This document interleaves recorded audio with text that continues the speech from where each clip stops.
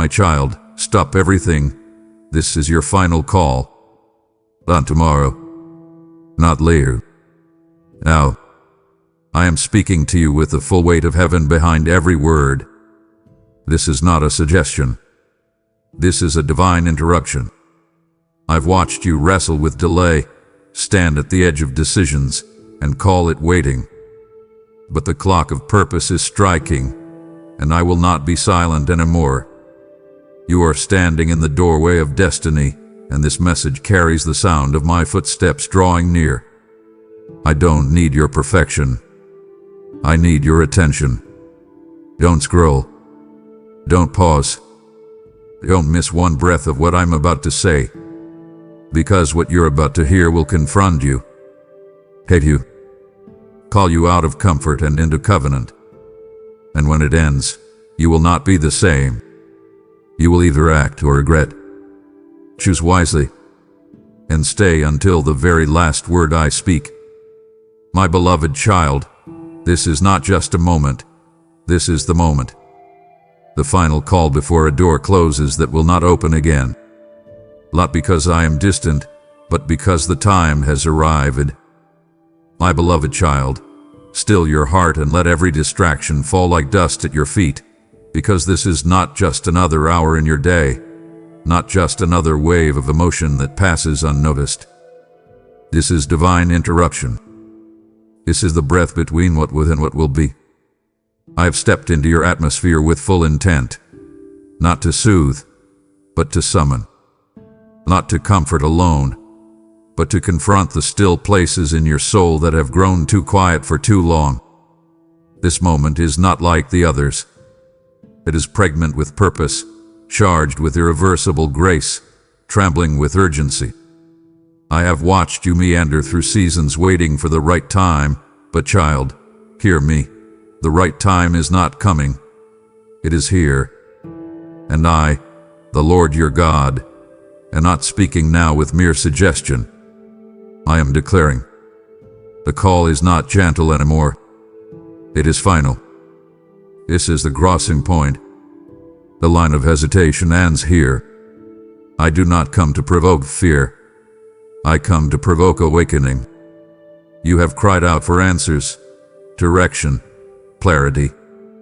You've wept beneath the ceiling of what seemed like heaven's silence, asking me, when, Lord? When will it shift? When will I know?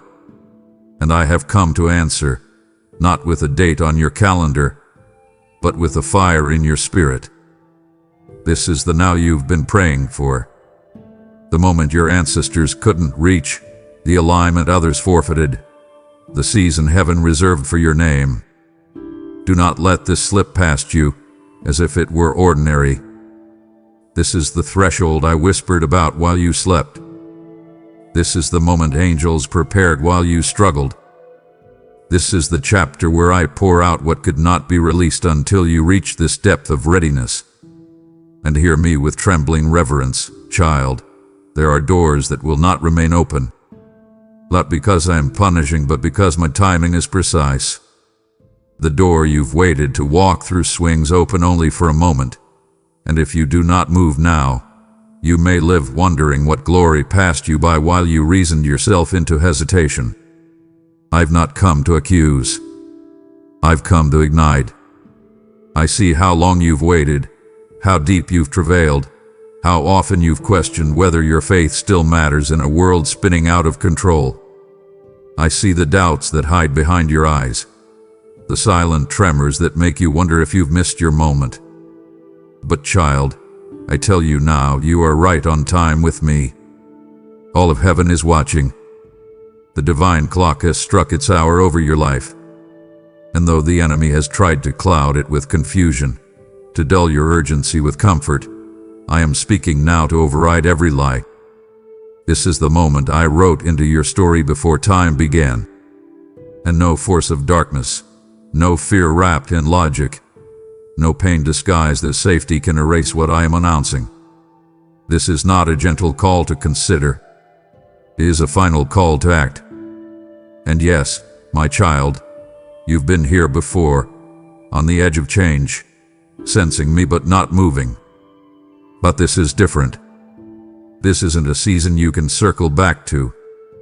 What I've arranged is time-sensitive, heaven-timed, sealed with my authority.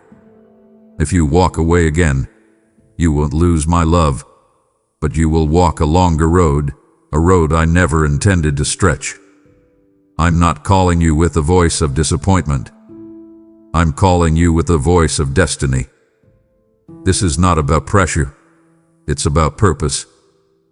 You have been chosen to carry something that cannot be delayed any longer. I am not distant. I am present. And this moment is pregnant with my presence in ways you've never known before. I've halted things on my end, aligned people in secret, and stirred your spirit in whispers so sacred, you couldn't explain them even if you tried. All of it was leading to now. Not tomorrow. Not someday when you feel more ready. Now, you will either answer this call with surrender, or continue to circle in cycles I never designed for you. I say this with holy compassion. This is your final call to obey without analysis, to move without proof, to step without knowing every detail. Because I am not calling you to understand. I am calling you to respond. The time has arrived. I am here, and I will not say this again in this way. The next voice you hear will not be a reminder. It will be the sound of the door closing. Not out of anger, but because the hour has come. You felt the tension in your spirit, the unease that won't let you rest. That is not confusion. It's my voice pleading with urgency. My child, feel the tremor in your chest, that gentle ache that has followed you through rooms, lingered in your silence, and whispered in the in-between. That stirring is not coincidence. It is not confusion. It is not some vague emotional tension. It is me.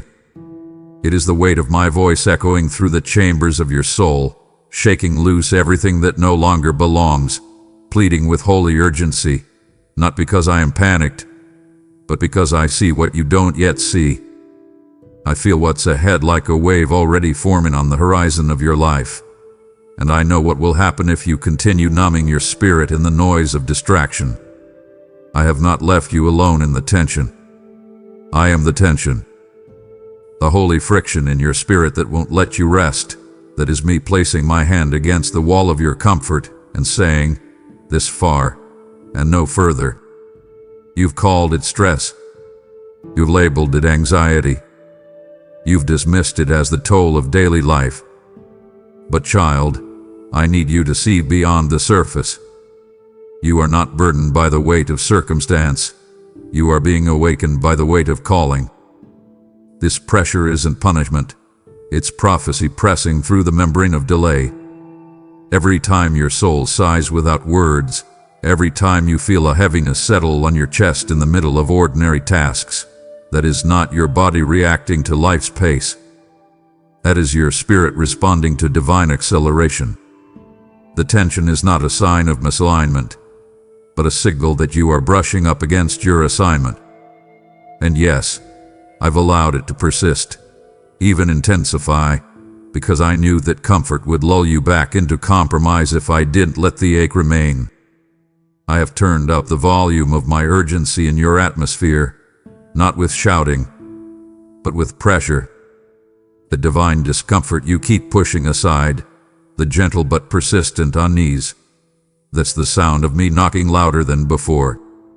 When you lay down at night and feel something unfinished, unspoken, unresolved, it is not guilt. It is invitation. I am not accusing you. I am drawing you. I am not shaking your peace. I am calling you into a deeper one. A real one. One that cannot be built on busyness but only on obedience. Child, let your spirit lean in close, because I am pleading not from a place of distance, but from the center of your chaos. You've been looking outward for signs, but this urgency is internal because I live within you. You don't need a louder preacher or another confirmation. You need courage to interpret the holy tension as my love refusing to let you sleep through your moment. And I want you to hear me clearly. What you are feeling is sacred. This unease is not your enemy. It is your escort into the shift I've prepared. The holy unrest that keeps you from settling isn't a flaw in your faith. It is a feature of your design. I placed that sensitivity in you, not to torment you, but to protect you from spiritual numbness. And when the world tells you to just calm down, to be realistic, to wait until the time feels right, I say, feel the urgency and move anyway.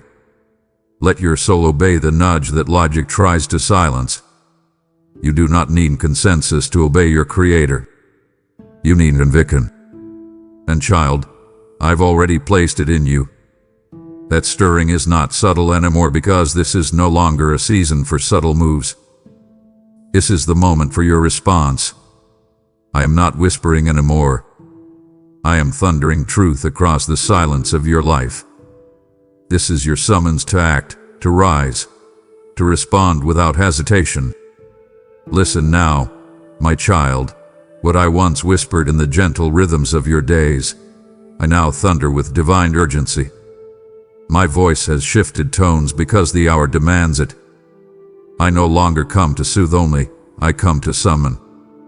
I am thundering across the silence, breaking through the stillness of your delay. Not because I love you less, but because I love you too much to let you remain unmoved.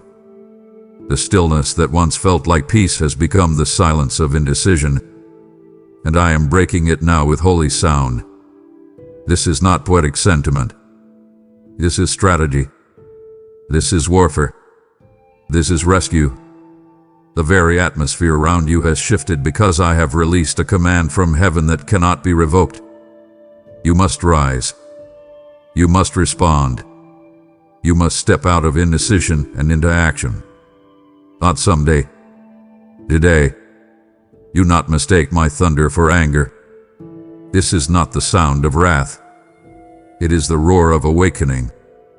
You've asked me for clarity. You've begged for direction. But when I sent signs, you doubted them. When I whispered, you asked for louder proof. And now, in my mercy, I thunder. I disrupt. I stir. Because the season of someday is over, and the final call demands an answer. This is not pressure from man. This is the pressure of purpose shaking the foundations of your resistance. I am not asking for perfection. I'm asking for response. You are standing on holy ground, and every delay is costing you more than you can see right now. I know what's ahead. I see what is being prepared both for you and against you. And if you do not rise now, you will forfeit things that cannot be recovered in the same way. My child, you were not made for passivity. You were not designed to drift through life while your destiny waits unopened. I crafted you with fire in your bones and vision in your DNA. I assigned angels to your name, and they are standing at the ready, waiting for your obedience to unlock the next command. But they cannot move without your yes. Heaven's orchestration is in place. The scroll is open. The alignment had been written. But you must respond. This is not about striving. This is about stepping. I'm not demanding you run. I am asking you to move. Even if all you can do is take one trembling step, I will meet it with my power. But do not sit in the paralysis of overthinking while the moment I wrote for you slips into memory. You think you're waiting on more signs, but I'm waiting on your response. You've been flooded with confirmations, dreams, words, inner nudges, divine delays, and divine discomfort. And now, child, it is time. I am not whispering anymore. I am commanding, not from a throne distant and cold, but from the center of your pain, your process, your prayer room. I am closer than your breath, and I am releasing a thunder that echoes through your deepest fears, not to shame you, but to shatter what holds you. The thunder is my mercy. The shaking is my love. The storm you feel inside is not the enemy. It is evidence that I am near, that I am not done, and that this is not over. But it must begin now. You've asked me for a sign, a confirmation, a direction. This is it. You're not imagining this disruption. I orchestrated it to get your undivided attention. My child, how many times have you cried out to me asking, Lord, if this is really you, give me a sign. You've whispered it into your pillow through tears. You've spoken it into the air with trembling hope. And you searched the skies for writing that would finally settle your soul. You thought I didn't hear you, but I heard every word. I felt every ache behind your request. And I want to say to you now, not in riddles, not in hints, but in a voice that cannot be mistaken. This is it. This is the sign. Not later, not symbolic, not subtle. Is me. I have sent disruption not to frustrate you, but to focus you. I have rearranged your peace not to punish, but to position. I've allowed your routine to tremble so your soul would finally awaken to the sound of my knocking. You've been looking for lightning, but I've been lighting fires inside your spirit. You've expected a burning bush, but I've been burning in your belly, an unshakable ache, a sacred discomfort, a divine alert that will not leave you alone. And though others may dismiss it, though your own mind may try to reason it away, child, you are not imagining this. The disruption you feel in your sleep, in your schedule, in your surroundings, that is not chaos. That is construction. I've been tearing down what numbed you. I've been interrupting what dulled your discernment. I have taken what was comfortable and shaken it, not to harm you, but to remind you. You prayed for this. Yes, child, you asked me to make it clear. You said, Lord, don't let me miss your will. And so I am now breaking through every layer of distraction to answer that cry. But my answers do not always arrive in tidy packages. Sometimes they come as interruptions, divine disturbances, sacred confusion that rattles you into clarity. So don't resist what I'm doing just because it's not happening the way you imagined. I didn't come to reinforce your plans. I came to reveal mine. And they are higher, deeper, weightier. They reach beyond what you think you need. They address what you didn't even know was broken. They are plans with eternal fingerprints all over them. You asked for direction, and I've given it, but it doesn't look like a signpost. It looks like a turning inside your heart, a holy pulling in your chest that says, move now. And beloved, don't let the simplicity of this moment fool you. The enemy would love to convince you that this is just another thought, another random message, another fleeting moment. But this is a sacred setup. I orchestrated this exact encounter. I silenced distractions. I bent time. I shifted algorithms. I placed this before your eyes because your spirit was finally still enough to hear it. This is not merely a sign. It is the sign. The final nudge before manifestation. The final whisper before the whirlwind. The final tug before the door swings open. And if you walk away from this moment doubting whether it's me, you will delay what I've perfectly aligned. So hear me now. This isn't imagination. This is orchestration. This is heaven interrupting earth, with the sound of fulfillment drawing near. Do not scroll past this moment, child. You are standing at the edge of divine destiny, and one more delay could reroute what heaven wrote for your name. Pause. Don't move. Don't dismiss this like it's just another voice in the noise. My beloved, you are standing on the very edge of divine destiny, a cliff of calling, a ledge of legacy, and I am speaking this moment into existence to stop you before you make a costly mistake. One more delay. One more day am not yet. One more moment of hesitation, and you could reroute what I carefully, intentionally, personally wrote with my own hand for your name. This isn't exaggeration. This eternal urgency. This isn't a suggestion. It's a divine intersection. You are not brushing against potential anymore. You are brushing against purpose. And that purpose cannot wait in the waiting room of your uncertainty any longer. I etched your name into scrolls long before you inhaled your first breath. I designed assignments, opportunities, divine alignments that would require nothing less than immediate obedience. Not because I want to pressure you, but because the path I wrote is timed. Heaven does not operate on your comfort zone's calendar. And though I am patient, I am also precise. There are windows that do not stay open forever. There are doors that require motion in the moment, not motion once you feel ready. And this child is one of them. This is the sacred second where all of heaven is holding its breath, waiting to see if you will believe me enough to move. You have no idea how much is hinging on this yes. I know how much fear has weighed on your decisions. I know how heavy it's been to dream again when your last attempt was met with silence or sorrow. But hear me, this moment is not your past revisited. This is your future breaking through.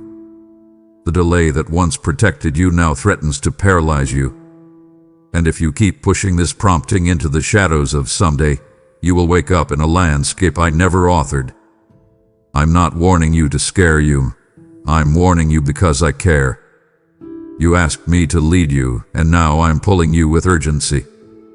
You asked me to confirm the timing, and I'm telling you, it's now. There is a narrow road ahead that can only be entered with immediate surrender. One more delay, and you will find yourself in detours you were never meant to navigate. So don't scroll past this like it's just another message. Don't minimize it into a moment of inspiration. This is not inspiration. It's instruction.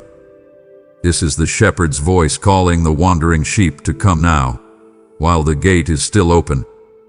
I see the rooms waiting for your arrival. I see the favor standing behind the threshold. I see the chains that will break the moment you step through. But I also see what darkness is planning if you stay still. I see the way compromise is creeping in while you debate. And I will not stay silent while your inheritance hangs in the balance. So, my child, hear me one last time in this tone. Do not delay. Do not scroll. Do not look away. Because what I've written in heaven for your name is ready. And I will not let another day pass without confronting your soul with this truth. You are standing at the edge of destiny. Don't miss it now. Every distraction, every delay, every comfort that made you pause has been a trap to keep you numb. But now I'm calling you out with finality and fire. Beloved child, I have watched as you've drifted, not into sin, but into numbness. Not into rebellion, but into resignation. And that, too, is dangerous. You've not outright rejected my voice, but you've allowed other voices to become louder, subtler, sweeter in the moment. Voices that coddle your complacency. Screens that soften your sacred urgency. Routines that rock your spirit to sleep in a cradle of convenience. You've been lulled into delay not by tragedy but by trivialities. And I say this now, not with condemnation, but with fierce compassion. Every distraction has been a trap. Every delay you justified as wisdom with actually fear wearing a mask. Every comfort you used to pause your motion became a counterfeit shelter, not a refuge, because it didn't protect you. It paralyzed you. You've been thinking the enemy would come with obvious chaos, but he came instead with clever comfort. You expected attacks with noise, but he used silence, routine, contentment without calling. You didn't even realize it, but the sleep of your spirit started slowly. One compromise, one postponement, one more day of saying I'm not ready. And I watched, weeping, as your hunger dulled and your purpose dimmed beneath the weight of what seemed harmless. But child, I did not call you to live half awake. I did not mark you to blend in, scroll through, or settle down in the middle of a movement I birthed inside of you. You are not a background character in someone else's story. You are a burning flame, my flame. But the fire must be fed, or it flickers into forgetfulness. So now hear me clearly. I am not calling you out with subtle suggestions anymore. I am calling you out with finality and fire. The kind of call that breaks through layers of dust on your dreams. The kind of call that sets your comfort on fire because it was never meant to be your home. I am not inviting you into warmth, I am awakening you into wildness. Into obedience that costs. Into movements that shake your stability. Into sacrifice that silences the distractions for good. Because what's coming cannot be carried by a soul addicted to safety. You must choose. The delay ends here. The detour dies now. And I, your God, am stepping into your atmosphere with the thunder of heaven and the holy fire of decision. This is no longer an option. It is an ultimatum of love. Don't fear the fire, child. It does not come to destroy you. It comes to distinguish you.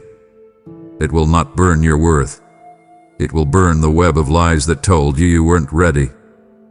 This is the fire of refinement, not rejection. The fire of finality that says, no more halfway. I am calling out your name, not to embarrass you, but to emerge you. This is the rising.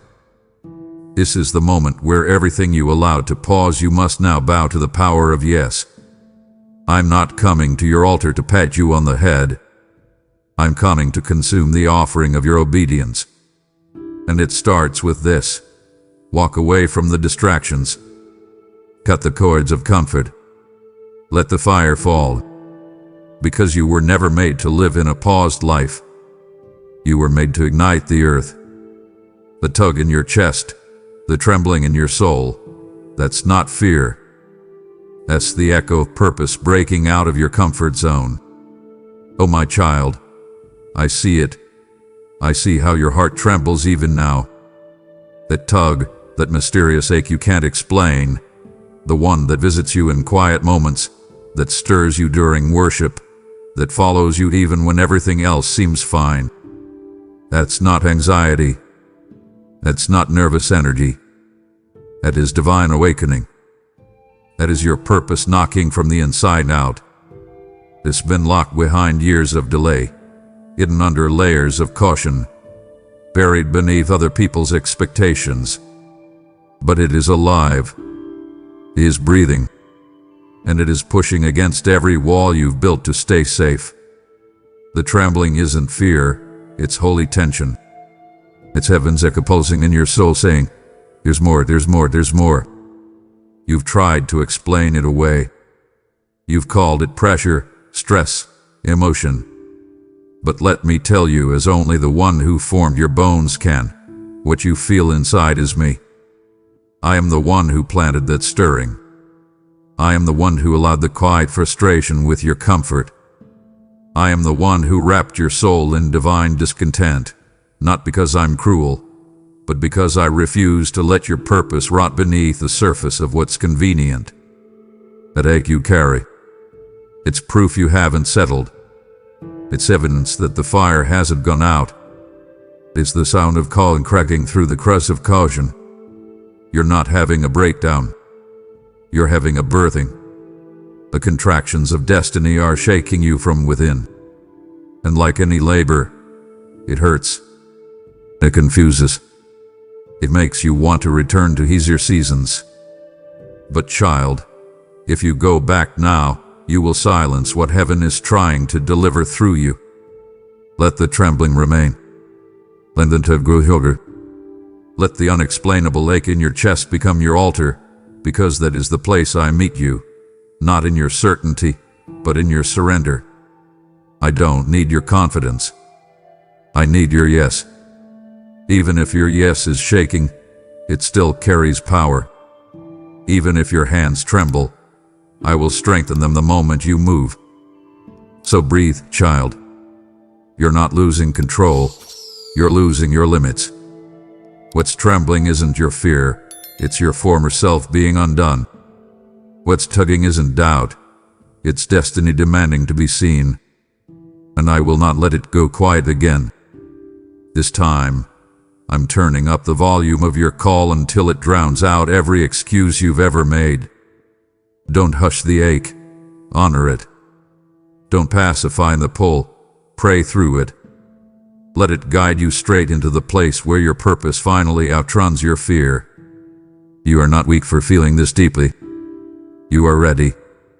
A shaking is the signal. A tug is the trumpet. And I, your father, am saying now, go. Let the comfort zone collapse. Let the call come forth. You've been warned by subtle signs, gentle nudges, and whispered dreams. But now the trumpet is sounding. This is your final alert. My child, do you remember the way I stirred your spirit quietly? The nights your dreams carried symbols you couldn't fully interpret, but your heart knew they were holy. The times you sat in a room full of noise, yet one sentence pierced through the chaos like it was carved just for you. I have not been silent, and I have not been vague. I've been whispering in your ears, nudging your heart, painting warnings in the silence between your thoughts. I've sent signs in songs, messages in strangers' words, confirmations you never asked for but could not deny. I wrote my warning in the 8 behind your eyes and tucked truth inside the timing of every divine delay. But child, I need you to know that season of subtlety is over. You've asked me, Lord, why do I feel the urgency rising like a wave inside my chest? It's because I have moved from whispering to thundering. The time for gentle nudges has passed. The trumpet is sounding now, and heaven's voice is not just singing, it is summoning. You are not in an ordinary hour. You are in a prophetic one. And this, child, is your final alert. Not because my love ends here, it never does.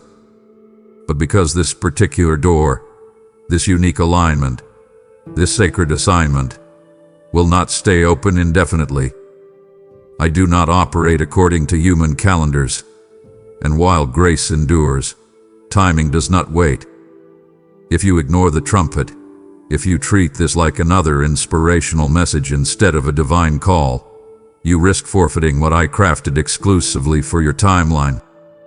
I want you to hear this in the marrow of your soul. This trumpet is not sounding for the crowd. It is sounding for you. I didn't send it through thunder and lightning so it would blend into background noise. I send it like a sword cutting through your schedule, through your excuses, through the mental fog that has made you second-guess your own calling. When I said I would speak in the last days through dreams and visions, I meant I would shake you awake from slumber. And now I am doing just that. The dream that keeps coming back isn't random. The stirring in your gut when you try to settle isn't your mind playing tricks. It's me shaking the walls of your delay. It's me telling you, do not stay where you were supposed to pass through. Do not wait for another sign, beloved. This is the sign. Do not ask me to say it again in another way. I've already spoken through every channel your heart could receive. And now I sound the trumpet, not as threat but as timing. Not to shame but to summon. Will you rise now? Will you act while the heavens are leaning low? Or will you silence the sound with distraction, comfort, or delay? You asked for clarity. Here it is, wrapped in fire and truth. The trumpet has sounded, and this is not rehearsal. This is divine reality. Act now, my child, act now or regret it. You prayed for breakthrough, but I'm requiring obedience. Not later. Not when you feel strong. Now, my child, I have seen the prayers. Not just the ones you offered with poetic language, but the ones that rose from the floor of your desperation. The ones you whispered through clenched teeth and shaking faith. I collected every one. I've measured them. And yes, your breakthrough has already been set in motion. But hear me clearly. Breakthrough is not just requested, it is responded to. You've cried out for change, for movement, for deliverance. But child, breakthrough doesn't come to the loudest voice. It comes to the quickest obedience. You are not waiting on me anymore. I am waiting on your yes. Not a yes wrapped in conditions, but the kind that doesn't need proof before it proceeds. Obedience is the key that unlocks what prayer has requested. And I'm not asking for delayed obedience that waits until the schedule clears or until the fear subsides. I'm asking for your now. I'm asking for obedience that walks while weeping, that surrenders while scared, that moves even when the map is blank. That is what I honor. That is what releases the next wave. You keep thinking you need more clarity, more resources, more peace. But beloved, peace follows obedience. It doesn't precede it. You want me to prove it's safe before you take the first step. But I'm saying, the first step is the proof. When you obey me without understanding, you declare that I am your understanding. You've prayed, Lord, send the miracle, and I've replied, send me your movement. You've asked, Lord, tear down the wall, and I've whispered, tear down your excuses. Your obedience is not for my benefit. It's for yours. Every step you take without knowing the full outcome unlocks another portion of the miracle I've already prepared. I haven't delayed your breakthrough. I've just been waiting for the moment your heart moved beyond performance into surrender. And I hear you now saying, but I don't feel ready. Listen to me, child. Readiness is not a feeling. It is a decision. And I do not anoint you after you act brave. I anoint you because you act even when you don't feel brave at all. So, here I stand before you, arms wide, voice firm but full of love. Not whispering but waiting. Not hinting but commanding. Now. Obey now. Move now. Trust now. Heaven's schedule is not revolving around your feelings. It's revolving around your faith. You don't have to have it all together to obey. You just have to trust the one who does. The call I'm placing before you is not complicated. It's costly but clear. And you know what to do.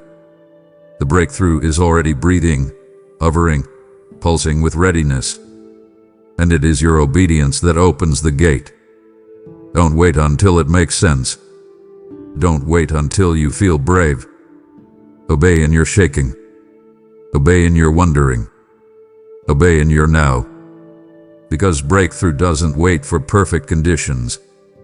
It waits for radical surrender. You are not waiting on me anymore. I'm waiting on your yes. Heaven is already in motion, but I cannot force what requires your agreement. Child of mine, hear this truth as if heaven itself has leaned into your room and whispered it straight into your soul. You are not waiting on me anymore. I know it feels like I've been still. I know it seems like nothing has changed. But the stillness you're feeling is not delay. It's me waiting in place, hand outstretched, waiting for you to meet me in motion. Heaven is not paused. The angelic realm is not asleep. I have already commanded the winds to shift. I've already loosened the chains. I've already cleared the path. But even I, yes, even I, your sovereign king, will not override your will. Because love never forces. Love invites. And this, my child, is your invitation into motion. You see, I've been ready. The moment you whispered, use me, I started aligning things you couldn't see. The day you wept and said, I surrender, I began orchestrating the miracle behind the veil. I've called your name in the heavens, and angels have been dispatched with blueprints and breakthroughs in hand. But there's one thing I will never override: your yes. Your full yes. Not the conditional one. Not the delayed one. Not the polished one you offer when all the risks are gone. I'm waiting for the raw, radical yes that rises up even when you're unsure. The trembling yes. The tears streaming down your face yes. The yes that doesn't require understanding, just obedience. The yes that heaven honors and hell fears. You've whispered to me, God, why is nothing happening? And I answer you now, clearly, because I'm waiting for you to happen. You are not a spectator in this story. I made you a key. You are not a bystander to revival. I made you a spark. And the heavens have already begun to move in response to your prayers. You from me must me moving through you. Your yes is the permission that unlocks my release. I will never force myself into spaces you will not surrender. And what you don't realize is that the longer you stay stuck in hesitation, the more pressure builds in the spirit. Not because I'm angry, but because the appointed time is trying to collide with your courage. So I ask you now, with all the fire of eternity and the tenderness of a father, will you say yes? Will you break agreement with delay and finally partner with me in motion? The time for waiting has ended. You're not on pause, you're being summoned. What I wrote in heaven can't be activated on earth without your response. I've been waiting not because I'm unsure, but because I'm honorable. I will not drag you. I will not shove you. I will call you, again and again and again, until your yes becomes the sound that unlocks what's been waiting all along. Don't say, I'll wait on God, when I'm already standing at the altar of your destiny saying, I'm waiting on you. So, child, what will you choose? My child, if this word has ignited something in you, then let it not end with emotion. Let it continue through obedience. Just as I called you to act, I am calling you to send my voice further. When you give, you are sowing oil into a lamp that burns for others still waiting in darkness. This is not about money, it's about mission. For every seed you release through Super Thanks membership, with a link in the description, you're helping me awaken another soul before their final call slips past. Did I not say in my word, those who refresh others will themselves be refreshed? Proverbs 11:25. I see your heart, and I bless the gift you plant with supernatural favor. So move now, don't hesitate, so where my voice is flowing. I've knocked before. I've stood outside. I've watched you almost open the door, only to retreat. But child, this is not the time to hesitate. Oh, my precious one, how many times have I stood at the edge of your decision, knocking gently, waiting patiently, whispering softly. I've stood outside the doors of your comfort zone with tears in my eyes, watching you draw near only to shrink back when the wind of change grew cold. I've seen the spark in your eyes when you felt me close. I've watched you grip the doorknob of obedience, ready to fling it open. And then, fear whispered, doubt pulled you back. Logic reasoned you out of it. And again, I stood outside, not angry, not ashamed of you, but aching. Because I knew what was waiting on the other side if only you'd let me in fully. But child, hear me now, not in the tone of disappointment but of divine determination. This is not the time to hesitate. This is not another rehearsal. This is not another loop around the same mountain. This is the moment. And hesitation has a price. Not because I am punishing you, but because some doors are only open for a season. The window of this specific opportunity is narrow by design. It was crafted for your now, not your later. I'm not standing on the other side of just any door. I'm standing at the threshold of your transformation. And I will not barge in. I will not force entry. I will knock, call, wait, but child, you must move. You keep asking, God, when will you push me forward? But I never push. I invite. I extend my hand. I make the path. I open the door. But I will not drag you into your destiny. A decision is sacred, and it must be yours. I know hesitation feels safe. I know your mind tells you to wait for confirmation, for control, for clarity. But child, sometimes the clarity comes after the step, not before it. Sometimes I will only light the path as you walk. That's the nature of faith. It's the power of trust.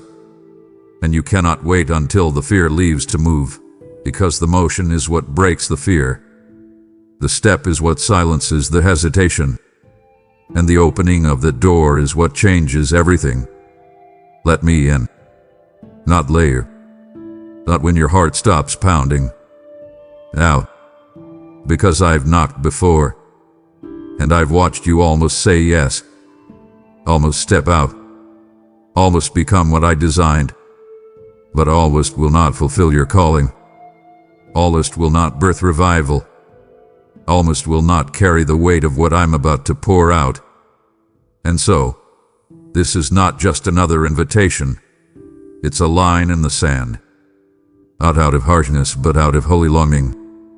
I want to enter. I want to move with you. I want to pour out what's been waiting. But the door must open, fully, fearlessly, finally. Hesitate no more, my child. I'm right here. And everything changes when you open now. What I have for you requires risk. It requires surrender. It demands a full turning away from what has diluted your fire. My child, lean in. I must speak plainly now, not to harm you, but to heal you. What I have prepared for you, what heaven has already authored in your name, will not come through comfort. It will not emerge in the land of safety. It will not flourish in halfway obedience.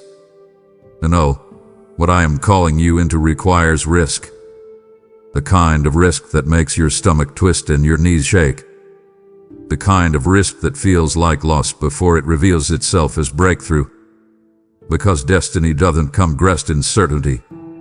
It comes clothed in faith. And faith always feels like folly at first. You want me to show you the outcome before you step. But I'm saying, step, and you'll see the outcome unfold beneath your feet. You cannot carry my glory while still gripping what dilutes your fire. I know this isn't easy to hear. I know you've grown attached to the very things that keep you small. But I am not calling you to a half-lit flame. I'm calling you to burn, to blaze, to ignite atmospheres with my presence. And that fire cannot burn through divided loyalties. You cannot run with lions while feeding your fears. You cannot birth the new while clinging to the old. I need you to choose. Because every time you tolerate what I've told you to leave, your flame dims. Every time you return to what numbed you, your clarity clouds. And I didn't create you to be dim. I created you to shine with unapologetic fire. You said, but God, it's hard to let go. And I say, I know. But it's harder to stay bound. It's harder to live beneath your calling. It's harder to carry the ache of delayed obedience. I will not force your hand. But I will not lie to you either. This path forward will cost you. It will cost comfort, certainty, approval from those who don't understand your calling. But child, what you lose in comfort, you'll gain in clarity. What you release in fear, I will return in fire. I will give you boldness for every boundary you cross in my name. I will give you strength for every risk you take in obedience. But I cannot pour into clenched fists. I cannot light what you keep buried beneath compromise. You must turn away, not halfway, not emotionally, but fully. I not have remnants and at all. because only then can I release all I've prepared. You say you want fullness, then come to me with fullness. Full surrender, full risk, full repentance. I want the version of you that doesn't hold back, the version that doesn't make excuses for your delay, the version that's ready to burn every bridge that leads back to less. Because what I'm doing next in you can only be birthed in the presence of undivided devotion. This is not a suggestion, child. This is a holy demand, rooted in love, drenched in mercy. Come out from what has dulled your fire. Break covenant with compromise. Risk everything, because what I'm about to do in your life will require it. The doors of destiny are weighty. They do not open with casual interest. They require violent faith and immediate action. My child, let me speak this truth into the deepest part of your being. The doors I have prepared for you are not light. They are not ordinary. They do not creak open with passivity or open wide for spectators. The doors of destiny are heavy with glory, and only the weight of faith, real, raw, violent faith, can move them. This is not a hallway for the hesitant. This is not an invitation for the indifferent. He is a summons for the bold, for the brave, for the broken who refuse to stay bound. You will not enter through these doors with lazy belief or lukewarm conviction. They are not for the curious. They are for the committed. The ones who say, even if I lose everything, I will follow you, God. These doors require a type of faith that scares your flesh. The kind that says yes while still trembling. The kind that leaps while logic screams. The kind that refuses to wait until the next prophetic word but acts on the last one I already gave. Immediate action, that is what this moment demands. Not because I'm cruel or impatient, but because the weight of what I've placed on the other side is tied to timing. Heaven is moving. Angels are aligning. There is favor circling you like a whirlwind. But favor without action turns to frustration. And I never meant for your blessing to become a burden. But it will feel like one if you keep standing still at a door that needs your forceful faith to open. I told you before, faith without works is dead. And now I tell you again, the work is not just in believing, it's in moving. It's in acting even when you don't feel like it. It's in stepping forward before you see the floor. I will catch you. I always do. But I cannot honor delayed obedience that's dressed up as spiritual wisdom. The longer you analyze, the heavy the door becomes. Not because I make it that way, but because the window of grace for this door is specific, sacred, and time-sensitive. If you want what I've promised, you must press in with a tenacity that scares the darkness and stuns your own self-doubt. This is the hour for violent faith, the kind that breaks norms, the kind that scares comfort, the kind that moves me. So, child, take a deep breath, not to calm your nerves, but to fill your lungs with fire. This is the push. This is the moment. The door is in front of you, but you must engage it with your full strength. No more waiting for the perfect sign. No more hoping the door opens itself. Heaven has done its part. The anointing is here. The oil is flowing. And now, all of heaven is watching to see. Will you push? Will you press? Will you move? Because the door will not yield to passivity, but it will bow to violent faith. And I am right here, cheering, commanding, and calling, Bush, my child. The door will open, but only if you do. This is not a test you can afford to retake. What stands before you is not another round. It is a divine appointment written for this exact moment. Beloved, let me say this with the full weight of eternity pressing behind every word.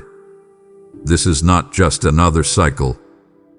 This is not another season that will return if you miss it. What I've placed before you now is not a loop. is a line. The final line. You are standing at the threshold of something that was not assigned to come back around. And I say that not to intimidate you, but to awaken you. Because I know how often you've comforted yourself with the lie of next time. But child, what stands before you now was not designed to repeat. It is a divine appointment, and it has a name. No, you've mistaken my patience for a guarantee. But while my love is eternal, timing is not. There are moments in history that only happen once. Opportunities that require alignment not just of your spirit, but of circumstances, people, places, and purpose all converging at the same divine second. That's what this is. This isn't about you being ready. This is about everything else finally being aligned.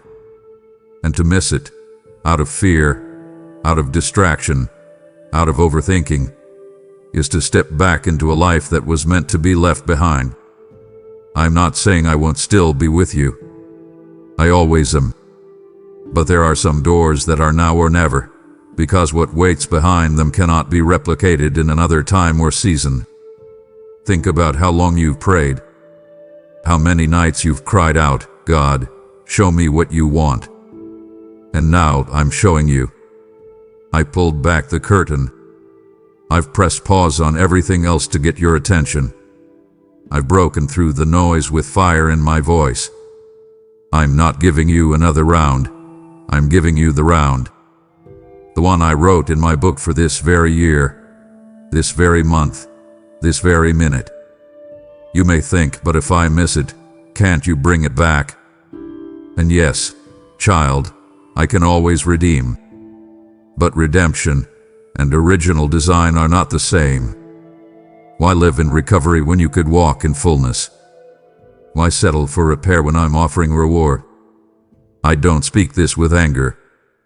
I speak this with urgency. I speak this with the tone of a father who sees how close you are to the exact place I carved out for you. And I will not let you walk away without making it known. This is the moment. Don't treat it lightly. Don't defer it till later. Don't sleep on what was meant to be seized. There's no retake here. There's no substitute. What stands before you now is holy, and it carries an expiration date. Not because my love ends, but because my movement requires alignment. And alignment doesn't wait forever. Will you move now, child? Will you say yes before the door closes, not out of punishment, but because the hour demands it? You keep waiting for peace before you move, but the peace you seek is on the other side of your obedience. Child, how I long for you to understand this. You've been waiting for the stillness of your emotions before you act, but you've reversed the order of my design. Peace does not precede obedience, it follows it. I've watched you freeze at every crossroad, whispering, I don't feel peace yet, as if peace is a prerequisite for trust. But peace is not a precondition, it is a promise. I never said you'd feel nothing before you move. I said I would be with you when you do. What you're calling hesitation is actually a test of your trust. And until you choose me above your comfort, peace will remain distant, because peace is not the absence of fear, it's the presence of faith. You want certainty.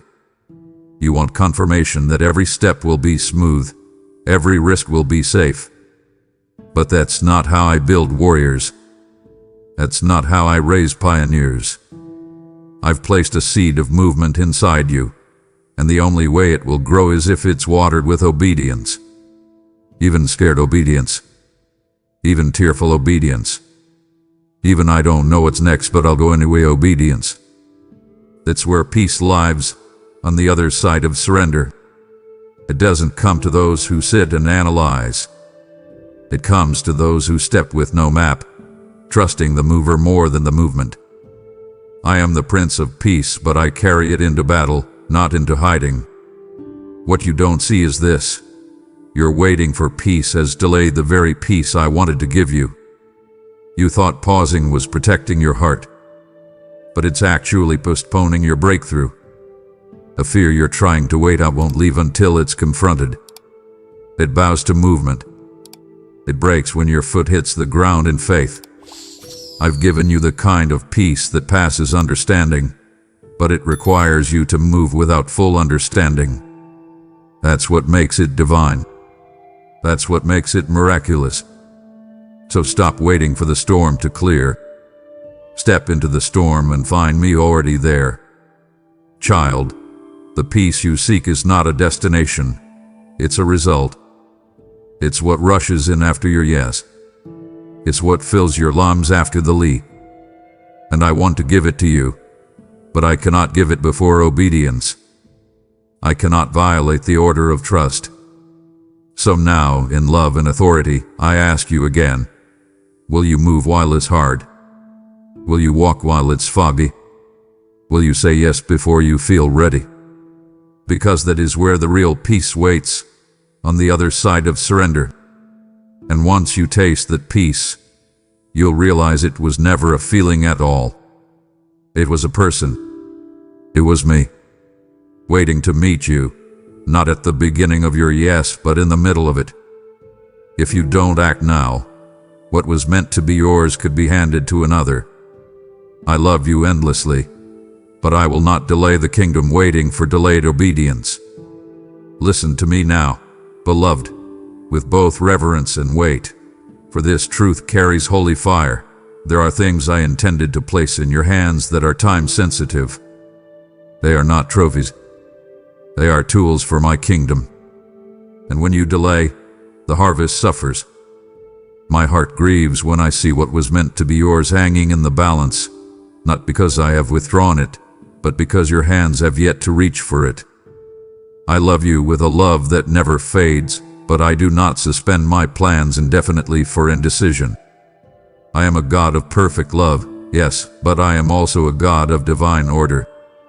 And when one vessel will not move, I will not let the purpose perish. I will place it in the hands of another who is willing to say yes now. You've asked me, would you really give my promise to someone else? But child, understand this. I don't reassign promises out of punishment. I reassign assignments out of urgency. This is not about your worth. You are forever my beloved. Nothing changes that. But calling is not just personal, it's missional. The lives attached to your obedience do not wait forever. The people, the places, the moments I orchestrated are real, and they are right. When you hesitate, those destinies remain unfulfilled. And I, in my mercy, will not let souls suffer waiting for someone who refuses to move. I will use another, not because I've rejected you, but because I refuse to abort what heaven has scheduled. You were never my backup plan. You were my first choice. I hand-selected you, gifted you, prepared you. But your purpose is not a trophy to be admired in safety. It's a sword meant to be wielded in battle. It must be lifted now. You are given an anointing for impact, not for analysis. The more you overthink, the more ground is lost. And if you do not rise into what I've prepared, someone else will carry what was meant to bear your fingerprints. Yes, I'll still walk with you. Yes, I'll still redeem your future. But child, you'll always feel the emptiness of what was meant to be yours. The echo of what could have been. And I don't want that for you. I want fullness. So hear me. I will never stop loving you. But I will move forward, with or without your yes. Not as punishment, but as prophetic necessity. Because the clock of the kingdom does not stop ticking when you hesitate. Heaven is advancing, and I must place assignments in motion. My spirit is calling loudly now, because the moment is brief, and the weight is heavy. And you, child, were meant to carry it. But I will not wait much longer. Decide now. Move now. Because what I offered you is precious. And if you leave it unclaimed, another will run with it. You keep wondering why the agitation in your spirit won't go away. It's because I've already moved it, and I'm waiting for you to catch up. Child, let me reveal to you the root of your restlessness, the agitation, the tension, the unsettled ache that keeps rising like waves in your chest. That's not confusion. That's not emotional instability. That's spiritual misalignment. Your spirit is not at war with peace. It's at war with pod. The ache you feel is because I have already moved it, and your soul senses it. You may still be standing still, but the wind of my spirit has shifted. I am not where you were. I have gone ahead, as I always do, and now I am waiting, arms outstretched, presence blazing, for you to catch up. You've asked me, why does everything feel off? Because you're trying to feel settled in a place I've already vacated. The grace that once covered your delay has lifted, not in anger, but in invitation. I'm not in the last word you heard. I'm in the next step you've been avoiding. And you cannot feel peace where there is no longer purpose. That stirring you feel, that agitation you cannot shake, is my mercy, not my judgment. It's me refusing to let you grow comfortable in a place that no longer hosts my fire. You want peace to return, but peace lives in motion. And I'm no longer lingering where you left me. I've stepped into your next, and I'm calling you to follow now. What you're calling chaos is actually clarity. The fog you feel isn't me hiding. It's the result of you staying behind when I've already moved forward. I never designed you to live outside my rhythm. I move in divine cadence, and when you ignore the tug to move, your soul gets out of sync. You become restless, not because I'm far, but because I'm ahead. That's why the agitation won't leave. That's why worship feels hollow and stillness feels frustrating. Because I've already shifted the atmosphere, and you're still anchored to an old location. I am no longer blessing the delay. I'm beckoning you into acceleration. So now, precious one, don't fight the restlessness. Follow it. Let it drive you out of what's familiar and into what's divine. I've made room for you in the next place, not the past one. The answer to your frustration is not more waiting, it's more walking. Movement will return your clarity. Obedience will realign your peace. And as soon as you take that step, even if it's shaky, you'll feel me again, not in concept, but in closeness. Because I've not left you, I've gone ahead of you. And I'm still calling, still waiting, still hoping you'll realize that the unsettling is my voice saying, come now. I'm already moving. Don't stay behind. If you don't act now, what was meant to be yours could be handed to another. I love you endlessly, but I will not delay the kingdom waiting for delayed obedience. Listen to me now, beloved, with both reverence and weight. For this truth carries holy fire.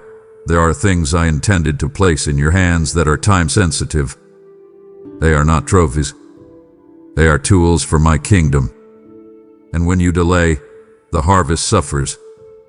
My heart grieves when I see what was meant to be yours hanging in the balance, not because I have withdrawn it, but because your hands have yet to reach for it. I love you with a love that never fades, but I do not suspend my plans indefinitely for indecision. I am a God of perfect love, yes, but I am also a God of divine order. And when one vessel will not move, I will not let the purpose perish. I will place it in the hands of another who is willing to say yes now.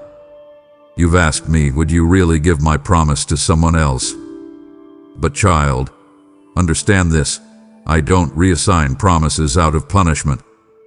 I reassign assignments out of urgency. This is not about your worth. You are forever my beloved. Nothing changes that. But calling is not just personal, it's missional. The lives attached to your obedience do not wait forever. The people, The places, the moments I orchestrated are real, and they are ripe. When you hesitate, those destinies remain unfulfilled. And I, in my mercy, will not let souls suffer waiting for someone who refuses to move. I will use another, not because I've rejected you, but because I refuse to abort what heaven has scheduled. You were never my backup plan. You were my first choice. I hand-selected you, gifted you, prepared you. But your purpose is not a trophy to be admired in safety. It's a sword meant to be wielded in battle. It must be lifted now. You are given an anointing for impact, not for analysis. The more you overthink, the more ground is lost. And if you do not rise into what I've prepared, someone else will carry what was meant to bear your fingerprints. Yes, I'll still walk with you. Yes, I'll still redeem your future. But child, you will always feel the emptiness of what was meant to be yours. The echo of what could have been. And I don't want that for you. I want fullness. So hear me. I will never stop loving you. But I will move forward, with or without your yes. Not as punishment, but as prophetic necessity. Because the clock of the kingdom does not stop ticking when you hesitate. Heaven is advancing, and I must place assignments in motion. My spirit is calling loudly now, because the moment is brief, and the weight is heavy. And you, child, were meant to carry it. But I will not wait much longer. Decide now. Move now. Because what I offered you is precious. And if you leave it unclaimed, another will run with it. You keep wondering why the agitation in your spirit won't go away. It's because I've already moved it, and I'm waiting for you to catch up. Child, let me reveal to you the root of your restlessness, the agitation, the tension, the unsettled ache that keeps rising like waves in your chest. That's not confusion. That's not emotional instability. That's spiritual misalignment. Your spirit is not at war with peace. It's at war with pod. The ache you feel is because I have already moved it, and your soul senses it. You may still be standing still, but the wind of my spirit has shifted. I am not where you were. I have gone ahead, as I always do, and now I am waiting, arms outstretched, presence blazing, for you to catch up. You've asked me, why does everything feel off? Because you're trying to feel settled in a place I've already vacated. The grace that once covered your delay has lifted, not in anger, but in invitation. I'm not in the last word you heard. I'm in the next step you've been avoiding. And you cannot feel peace where there is no longer purpose. That stirring you feel, that agitation you cannot shake, is my mercy, not my judgment. It's me refusing to let you grow comfortable in a place that no longer hosts my fire. You want peace to return, but peace lives in motion. And I'm no longer lingering where you left me. I've stepped into your next, and I'm calling you to follow now. What you're calling chaos is actually clarity. The fog you feel isn't me hiding. It's the result of you staying behind when I've already moved forward. I never designed you to live outside my rhythm. I move in divine cadence, and when you ignore the tug to move, your soul gets out of sync. You become restless, not because I'm far, but because I'm ahead. That's why the agitation won't leave. That's why worship feels hollow, and stillness feels frustrating. Because I've already shifted the atmosphere, and you're still anchored to an old location. I'm no longer blessing the delay. I'm beckoning you into acceleration. So now, precious one, don't fight the restlessness. Follow it. Let it drive you out of what's familiar and into what's divine. I've made room for you in the next place, not the past one. The answer to your frustration is not more waiting, it's more walking. Movement will return your clarity. Obedience will realign your peace. And as soon as you take that step, even if it's shaky, you'll feel me again, not in concept, but in closeness. Because I've not left you. I've gone ahead of you. And I'm still calling, still waiting, still hoping you realize that the unsettling is my voice saying, "Come now." I'm already moving. Don't stay behind.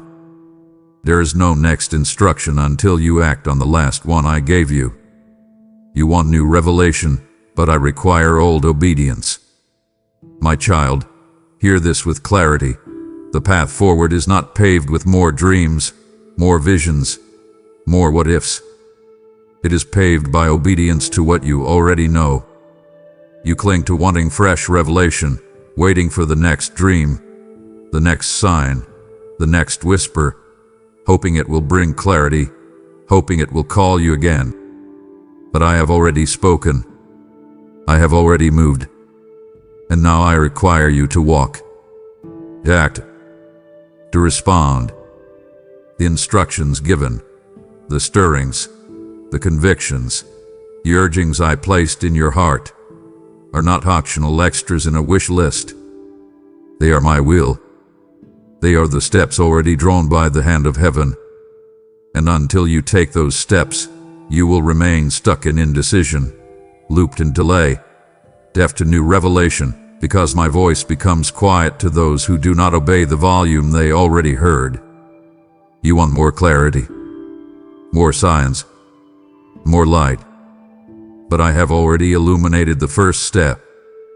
I have already spoken through your hunger, your sorrow, your unrest. I have already given you the path. And to keep begging for more while you refuse to move is like wishing for harvest without planting seed. It is like shouting for rain while you're still clutching drought. I do not hold revelation back because you are unworthy. I hold new movement back because you are in resistance. Every day you stay motionless after hearing my call. You harden your own ears. You dull your own spirit. You crucify possibility at the altar of hesitation. Do not misunderstand me, my child. This is not about perfection. This is not about performance. This is about faithfulness. I am not waiting for your confidence or your certainty. I am waiting for your commitment. The commitment to obey even when nothing looks ready, even when the floor beneath you feels shaky, even when the world seems still. That moment you stepped into uncertainty before, that was a promise of obedience, and I saw it. Heavenly forces stirred. Alignments shifted. But then you waited. You paused. You looked for comfort. And in that pause, the atmosphere cooled. The angels you dispatched stood still. The lines I drew in the spirit remained unclaimed. And what was set apart for your hands began to hover, unsettled, like a seed that never sprouted because its soil was untouched. You keep hoping I will upgrade the plan, send a clearer map, open a wider door. But the upgrade will come only after the first door opens. The map will be extended once the first step is taken. The wider door will emerge only when you walk through the narrow one. I am not against you. I am for you. But I honor obedience before vision. I honor faithfulness before favor. And I honor the motion of your step over the motion of your mind. There is no next instruction until the last one has birthed in your motion. The revelation you chase will only follow obedience you rely on. So do not ask for new words when you have not acted on the old. Do not look for fresh fire if the embers you already hold are still wet with hesitation. Pick up what I have placed in your hand. Light it. Move. And I will meet you in motion with the fullness you crave. This is not a limitation, my child. It is a boundary of covenant. Because I am not interested in short bursts of inspiration. I am building dynasties of destiny. I am not crafting sermons. I am birthing legacies. And those legacies are written in obedience over time. Not in occasional responses, but in continual surrender. So listen, take the step now. Not when the moment feels right. Not when the noise dies down. Not when you feel courageous. But now, because I have spoken, and faith without action is still deaf. Obedience without motion is still silence. Let your feet answer the prayer your lips have spoken. Let your motion match your longing. And then, watch the heavens reposition everything for your yes. Your window is not eternal. The opportunity is holy, but it's also time. This is not pressure. It's true. Beloved child, do not harden your heart to this reality. The window before you is not forever. What I placed within your grasp is sacred, yes, but it is also timed. Heaven formed the alignment for a season, for a precise moment. The people, the doors, the favor, the timing, it has all been synchronized by divine hands. This alignment is not casual.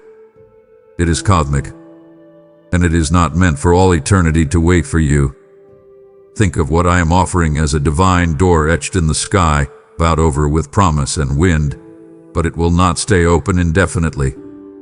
Every second you hesitate, every rationalization you entertain, every comfort you cling to, you risk the door swinging closed behind you, and the wind shifting the promise to someone else's hands.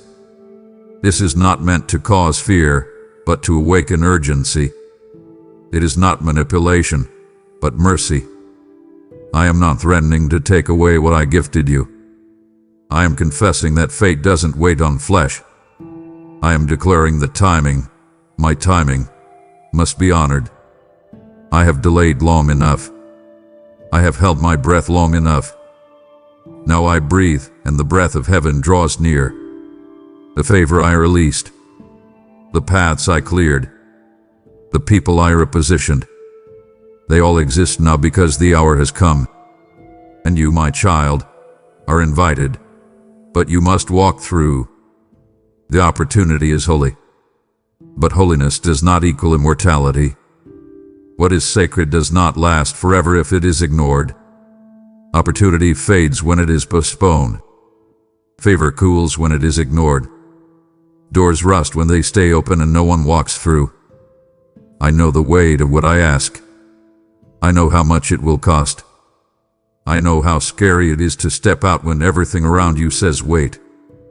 But I also know the cost of delay, the regret, the longing, the wounds healed too late, the battles fought in tomorrow's strength that belonged to yesterday's timing. I am not punishing. I am protecting. Because I'd rather you walk now, trembling, flawed, human, than wake up later with the ache of what could have been.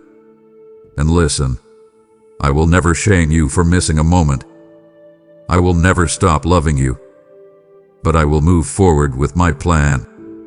I will advance the agenda of heaven.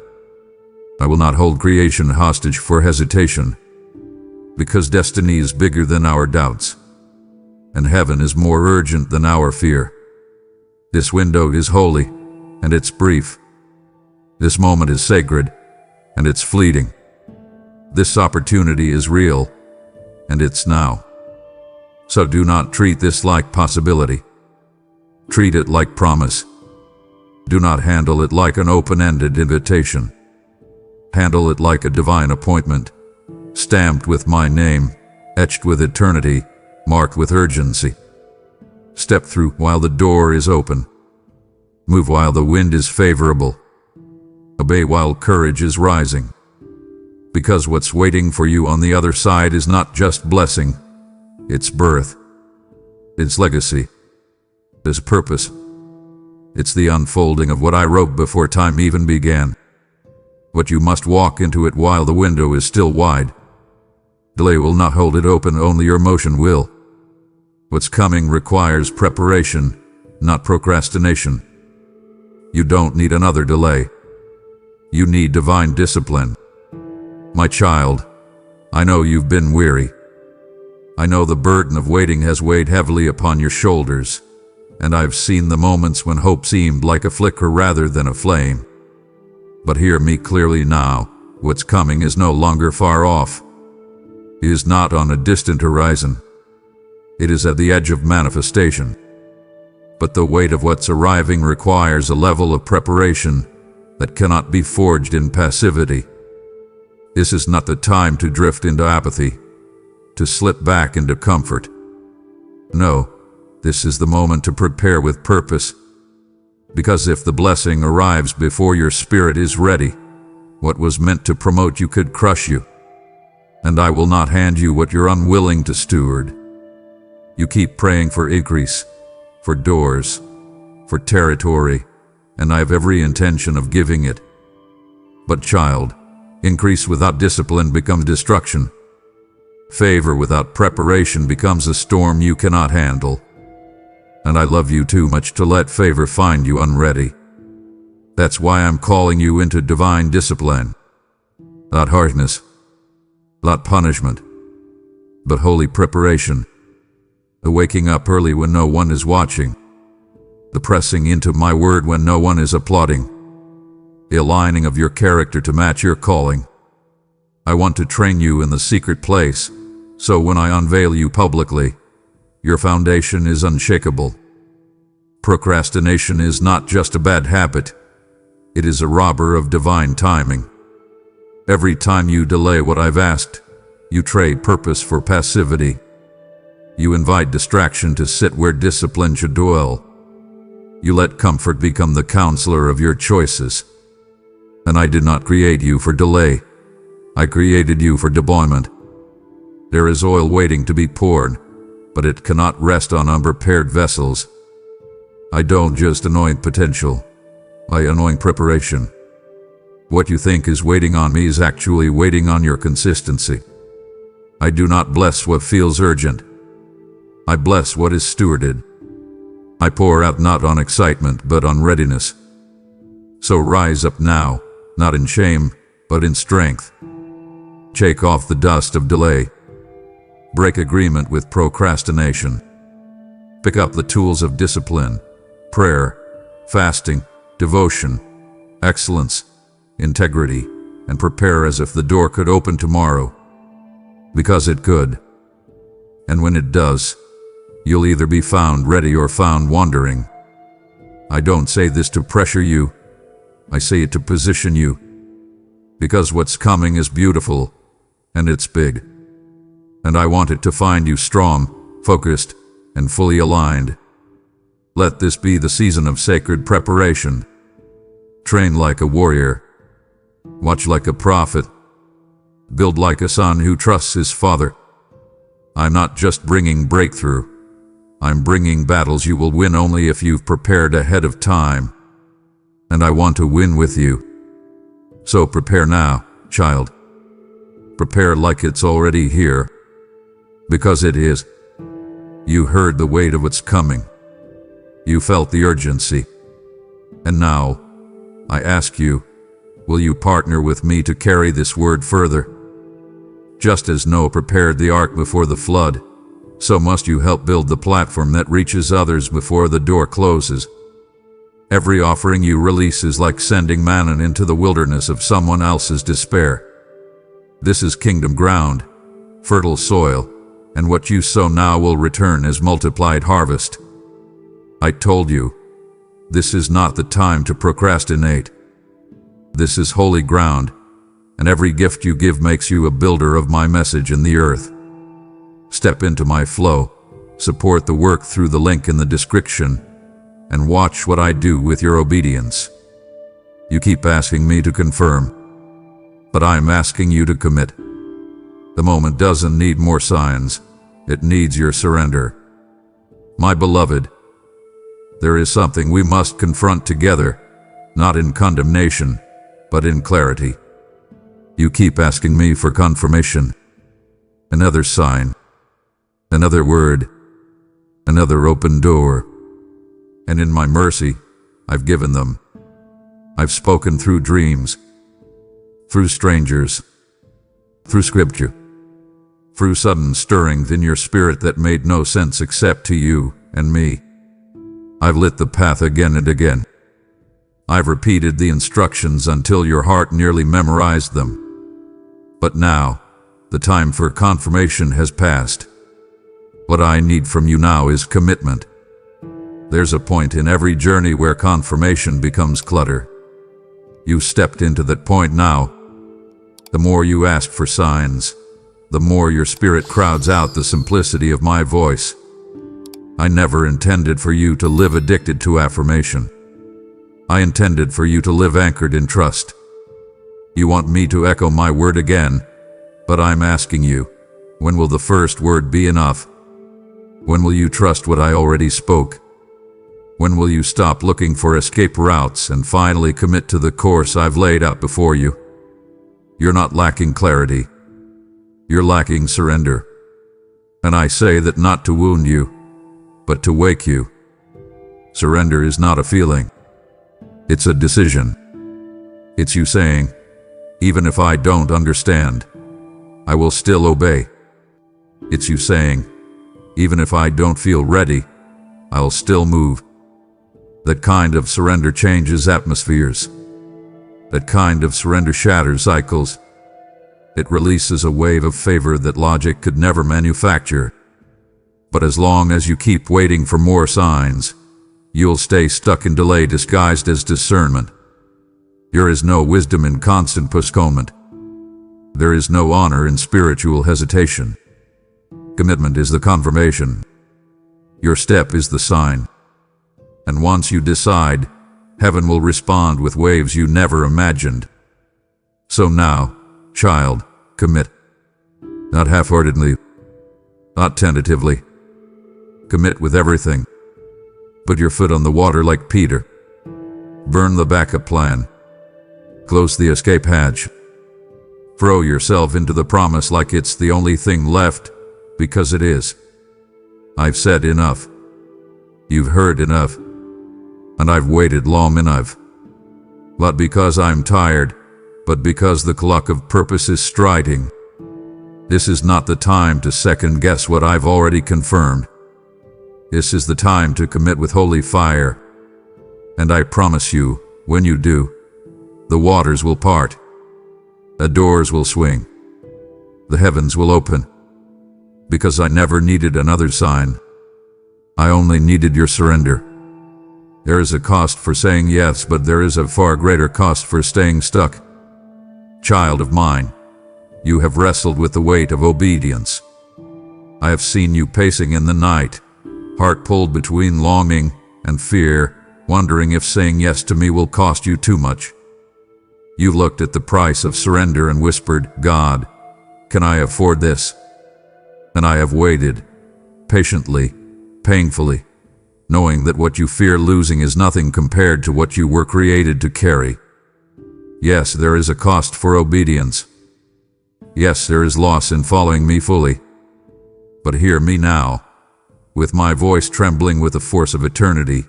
The cost of staying stuck is greater than the price of your yes. Do you know what it costs to stay where I didn't call you? It costs a peace. It costs purpose. It costs your identity unfolding. Every moment you delay, something inside you grows quieter. Every time you tell yourself, not yet, you bury a seed that was ready to break the soil. You want to protect what's familiar, but what you're calling safety is actually spiritual stagnation. Staying stuck will cost you clarity. It will cost you the joy of motion. It will cost you the wild adventure of seeing me show up in places you never expected. I'm not threatening you. I'm warning you, in love. Because I never designed you to live in pause. I created you for divine propulsion. You keep calculating the price of obedience like it's too steep, but you forget. Obedience doesn't take something from you. It awakens something in you. You're not losing your life when you surrender. You're finding it. You're not dying when you step into the unknown. You're finally living. There are parts of you that can only breathe on the other side of obedience. There are gifts in you that will never be activated until you walk where I'm leading. If you stay where you are, yes, you may feel safe, but you will be unfulfilled. And I didn't die for you to live unfulfilled. I gave my life not just to save you, but to launch you. And that launch starts with a yes. So count the cost, but count it correctly. Don't count only what you think you'll lose. Count what I've promised you will gain. Count the intimacy, the joy, the favor, the breakthroughs, the alignment, the clarity, the legacy. Count the freedom. Count the fire. Count the power. That's what your yes unlocks. Yes, it costs something, but staying stuck will cost everything. Don't trade divine destiny for momentary comfort. Don't let fear invoice your future. Say yes now, even trembling, and I will meet you with strength you've never tasted. You won't have to carry the cost alone, child. I will walk it with you. And the moment you step forward, you'll realize your yes wasn't loss. It was the doorway to your becoming. Partial obedience is still disobedience, and delayed obedience is the same as denial. My child, I need to say this in love, but with the sharpness of truth. I am not pleased with halfway surrender. I am not honored by the portions of your obedience that feel convenient. I am not moved by what you offer if it's only what costs you nothing. I know this is hard to hear, but I am speaking to free you, not to shame you. Because every time you say yes with your lips but maybe with your life, your spirit fractures. Every time you obey partially, halfway, hesitantly, conditionally, you don't step into destiny. You step into delay. And delay doesn't hold me hostage. It holds you. You've convinced yourself that delayed obedience is wise. You've called it discernment. You've wrapped it in prayer. But I see it clearly. It's fear dressed up as faith. And I love you enough to call it what it is. Obedience is not delayed reaction.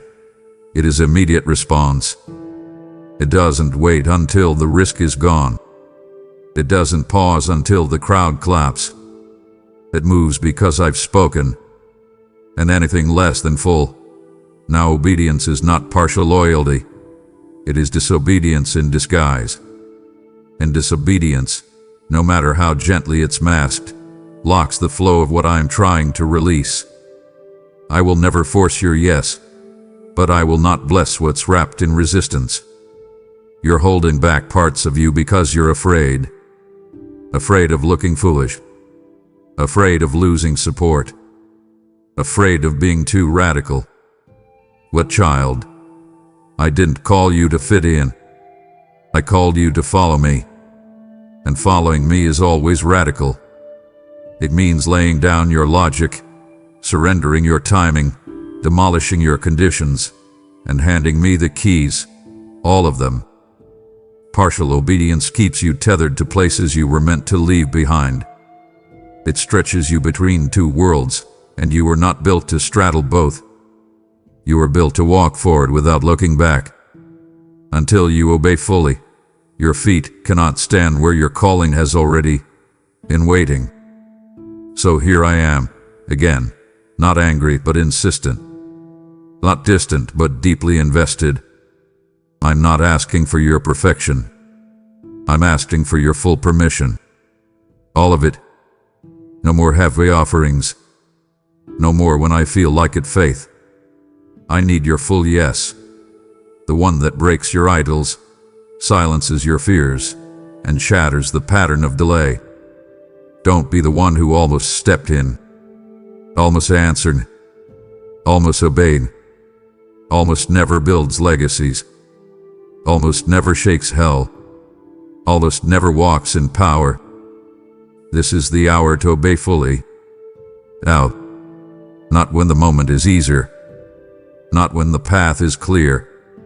Now, I'm ready. The heavens are ready. And everything I've prepared is waiting for your undivided yes. I'm not waiting for perfection. I'm waiting for permission. I cannot complete what you still refuse to begin. Child, you've held yourself back because you still believe the lie that I require your perfection. You think I'm waiting for your flawless plan, your perfected faith, your fully developed strength. But hear me clearly now.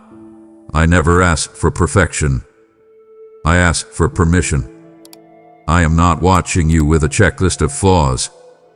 I am waiting for the simple, unedited, desperate yes that opens the door for me to finally move in fullness. You keep praying for me to complete the promise, but I cannot complete what you still refuse to begin. I cannot finish what you keep postponing. I will not force what must be freely offered. You've been stuck not because you lack ability, but because you've withheld access. You have asked me to write the next chapter, while still holding the pen. But I am not co-authoring this with your fear. I am not collaborating with your hesitation. I am waiting for you to drop the pen, open the gates, and give me full permission. Not partial access, not weakened surrender, not emotional obedience. All of it. Give me the broken pieces. Give me the unknowns. Give me the plans that didn't work. Give me your timeline, your strategy, your backup plan, and watch what I do with your release. Because what I have planned doesn't begin with perfection. It begins with a yielded heart that says, God, you take over. The reason things have felt stuck, stale, delayed, isn't because I've ignored you. It's because I'm standing at the edge of your yes, and I cannot override your will. You were given the sacred authority to say no, and I will not violate it. But child, oh how I long to step in. I long to route, redeem, rebuild, restore. I long to turn the ashes into architecture. I long to pick up where you dropped hope. But I need your permission. Until you invite me fully into the process, you will always feel like you're pushing a locked door. The weight you're carrying was never yours to bear alone. But you cannot hand it to me with fingers still clenched in control. Let go, child. Give me what you've withheld. Stop waiting to feel ready. Stop waiting to become the perfect version of yourself. I never fell in love with your polish. I fell in love with you. The raw, real, trembling, unfiltered you. And that version of you is the one I'm waiting for. I can build from there. I can move from there. I can accelerate from there. But not while you stay frozen in indecision, imagining a fantasy version of surrender. This is your moment, not to be perfect, but to begin. Give me permission. Not just in word, but in action. In posture. In priority. In radical, risky, real-time obedience. You don't need to oppress me. Just let me in. I'm not asking for your perfection. I'm waiting for your permission. This is your final call. Heaven has released the signal. The only thing left now is your yes. My precious child, this is it. This is not just another message. This is not another gentle nudge. This is the final call. The last trumpet of this invitation. The moment where everything I've said must be answered, not admired. I did not speak these words to stir your emotions. I spoke them to stir your eternity. What I've placed before you is holy. It is heavy. It is time-bound. And the weight of the decision now rests with you. Heaven has released the signal. The angels have been dispatched. The winds are shifting. The mantle is hovering. The fire is ready. And I am watching, not with condemnation, but with breathless anticipation for your response. This is not pressure. This prophetic urgency. This is not manipulation. It's divine timing. You have heard me. You have felt me. You have recognized my voice. And now, everything hangs on what you do with it. You have cried out for breakthrough. This is it. You have begged for clarity. This is it. You have asked me to show you what to do, and now I have. So what will you do with it? Will you treat this as another stirring that fades with the morning sun? Or will you mark this day in heaven's calendar as the moment your yes shifted your future? You will look back on this moment, child, days, months, even years from now, and know that this was the turning point. This was the moment the atmosphere changed. This was the hour where angels leaned forward, where destinies hung in the balance, where your name echoed through heaven's courts as the one who answered the call, not perfectly, not without fear, but with faith. The kind of faith that moves mountains, the kind of faith that activates legacy, the kind of faith that breaks delay and births destiny. Because that's what this moment is about. Not emotion, not hype, not performance. It's about your why yes. So speak it now. Loud, quiet, tearful, or trembling, it doesn't matter. All I need is your heart fully engaged.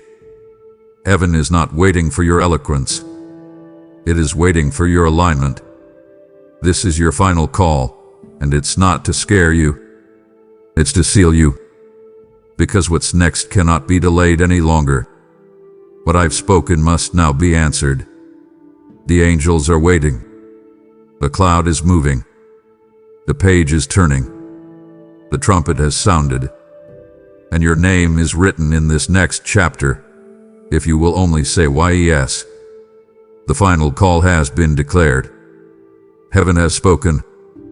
And now, child, as you seal your yes in the Spirit, I call you to also seal it with sacrifice. Not out of guilt, but out of glory. Your giving becomes fire on the altar, fuel for this prophetic movement that is waking up souls on the edge of eternity. I promise you, those who build what I'm building will not go empty.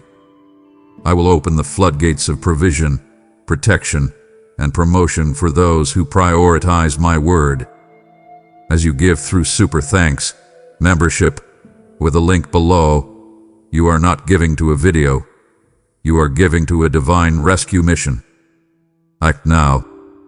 Join me in reaching the next soul before their moment runs out. Now, my child, seal this moment with your voice. Don't scroll past what was divinely sent to awaken you. If you hear me calling, don't stay silent. Write these words now in the comments below as a prophetic act. God, I heard you. This is my yes. Let heaven record your response. Let the angels witness your alignment. What you declare publicly, I will honor privately. This is your final call. So answer like you know it's holy. And as your yes rises, feel the atmosphere grow weighty and still. This is not urgency born of fear. It is love pressing close before time moves forward. You are standing at the edge of a sacred threshold, where delay gives way to decision. I am not shouting to alarm you. I am leaning in to gather you. So listen carefully now, because what follows is not general instruction. It is a deeply personal appeal from my heart to yours. My child, hear my voice now, for my patience, though boundless, observes the closing of an era. I speak to you not from a distant throne, but right here, in the quiet room where you sit, making this a divine conversation, deeply personal and profoundly urgent. Your ear must be attentive, your heart open, because the leisurely season for decision is rapidly drawing to a close. This is not a threat to your safety, my beloved, but the deepest expression of my eternal love, calling you home before the final shadows fall. Can you not perceive the signs of the times, the undeniable evidence manifest in the churning earth and the shifting heavens? Open your spiritual eyes and truly see the season you are in. You feel the pressure, don't you? That persistent knot of fear and anxiety in your stomach about what tomorrow may bring. I tell you plainly, that feeling is the worldly sign that the spiritual clock is running down. You worry about your job security, the unspoken tensions in your family, and the feeling of being continually overlooked in the crowd. Let me be clear. I see you in the midst of all that. I see not an idea of you, but the real you, right down to the unspoken question buried deep within your soul. Is there still time for me to fix this? I tell you yes, yes, yes. But act now. I stand at the door of your heart, knocking one last time with a profound urgency, my hand heavy upon the wood, seeking your immediate reply. This is the call that demands a radical response, a decisive turning away from every distraction that delays your commitment. My word remains the absolute anchor for your soul. Cling to its immovable truth amidst the rising tides of deception that threaten to sweep you away. You must not allow the comfortable lies of compromise to lull you into spiritual sleep. The spacious window for easy decision is shrinking with every breath you draw, demanding a decisive turn. This very moment, I command you to choose this day whom you will serve. Do not let the bitter seeds of procrastination choke the magnificent purpose I have planted in your life. Rise now from the dust of indecision and declare your allegiance unwaveringly. Unleash your faith from the chains of timidity and step boldly into the destiny that I have personally reserved for your name. You are not a casual observer in this cosmic drama. You are my beloved child, called to radical action today. Seize this final, magnificent invitation. Act now and save yourself from the inconsolable sorrow of eternal regret. My beloved child, pause now, take a deep, stabilizing breath, and reflect with me on the unwavering weight of the decision that rests upon your soul. Every single breath you draw is a magnificent gift, a precious span of grace, and every moment you are given is a monumental opportunity for true repentance. You see the headlines, you feel the relentless pressure to keep up, and you know deep down that the treasures of this fleeting world are nothing more than passing dust. These temporal gains, the frantic accumulation of things, the career climb that leaves you perpetually exhausted, these are distractions, not investments. I command you now to invest only in the eternal, in the reality that cannot be taken by moth, rust, or market crash. You remember the foundation of your hope, don't you? You remember the sacrificial love poured out for you, the ultimate price that has already been paid on a splintered tree.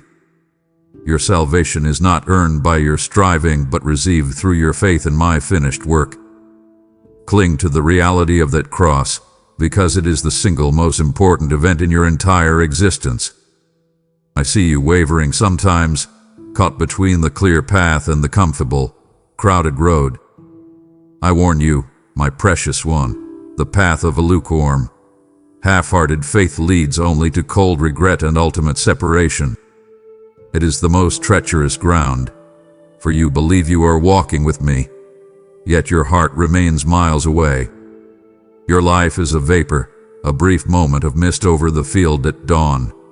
Do not postpone the foundational work of salvation until you mistakenly believe the mist clears. The time to make peace with me is not when you think you have enough, or when you feel worthy. It is now. You are not guaranteed another breath, another sunrise, another opportunity to hear my voice. This choice you face is the most monumental decision of your entire existence, impacting not just your 70 years here, but your unimaginable eternity. Do not treat it lightly. I see the fear that keeps you anchored to the known, the shame that whispers you aren't good enough. Rebuke that lying voice. Your worth is not measured by your performance, but by my love. I have given you the tools for a life of purpose, intelligence, and a deep yearning for true joy. Yet, you keep trying to manage the entire load yourself, juggling the pressures of work, the silent burdens of your family, and your own deep-seated fears. You feel that constant anxiety because you have divided your strength and fragmented your focus. Gather the pieces of your scattered spirit and lay them all at my feet. I am the architect of your destiny, and I promise you peace that surpasses all understanding, even when the world around you is in utter chaos. Walk in the complete assurance that my love for you is unshakable, utterly profound, and was established before the stars were flung into the cosmos. Remember this deep truth, for it is the strength you need today to make your eternal choice. My child, hear this with the complete clarity of your soul. The urgency of repentance is pressing, right now. This is a final opportunity to simplify your life and clear your accounts before me. Lay down the heavy, suffocating cloak of your past sins at the foot of my cross immediately. You feel the weight of those specific mistakes, don't you? That gnawing guilt from words you spoke in anger, that choice you made when you thought no one was watching, the habit you can't seem to break. I know it all, I see it all. But I am not here to condemn you. I am here to redeem you. Do not let pride or shame keep you bound away from the cleansing, flowing fountain of my forgiveness.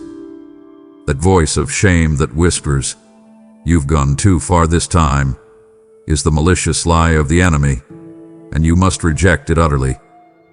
True repentance is not merely sorrow, which is just a fleeting emotion, but a decisive, immediate turning away from the darkness.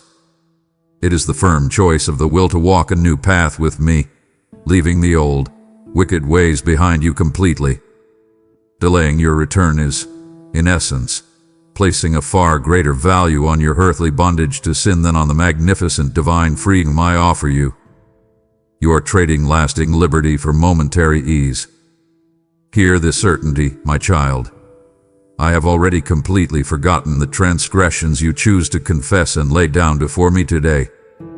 My memory holds no record of the sins I have purified with my blood. Release the burden of your own unforgiveness toward yourself. The time for lingering over past failures and mistakes is entirely over. The time for a new, vibrant, resurrected life is now. You are not defined by your fall, but by my power to raise you up again. You are being transformed, renewed, and completely reborn. I am planting new thoughts in your mind, filling your eyes with a new vision, and reviving your spirit with a fresh surge of motivation and joy. Embrace this healing moment, my beloved. Receive the complete health I am offering you from head to toe.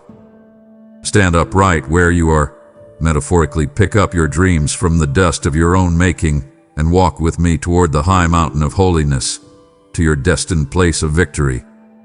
I have declared your freedom. I have broken every chain. Your commitment today is the only real barrier remaining. Do not waste this final, urgent invitation.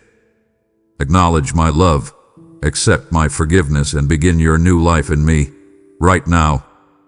My child, you cannot be content with merely hearing my words and feeling comforted. You are called to be a doer.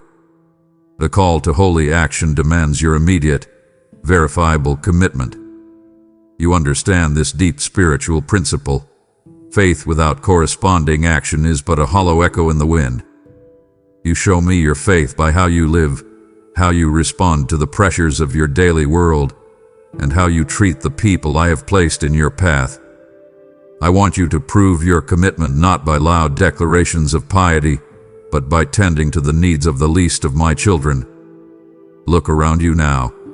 See the brokenness, the quiet despair in the eyes of the person next to you. That is your mission field.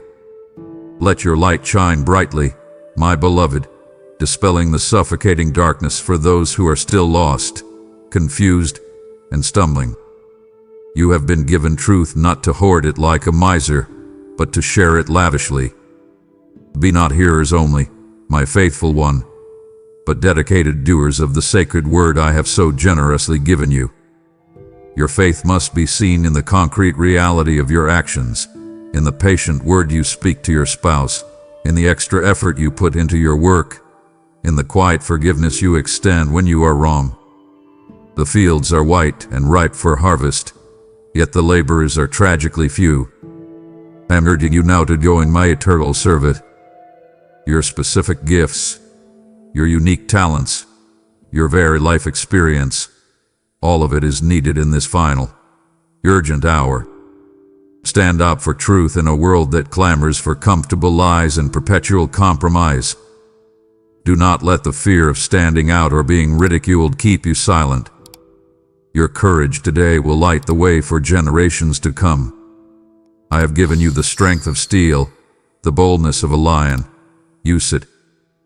March forward with certainty. I see you hesitate, my precious one, feeling inadequate for the scale of this task. You look at your mistakes and whisper, "How can I be a light?" Remember my assurance. My strength is made absolutely perfect in your weakness. You do not lead by your perfection, but by my power flowing through your admitted fragility. Focus on the next right, small step. Be diligent about your health and your family matters.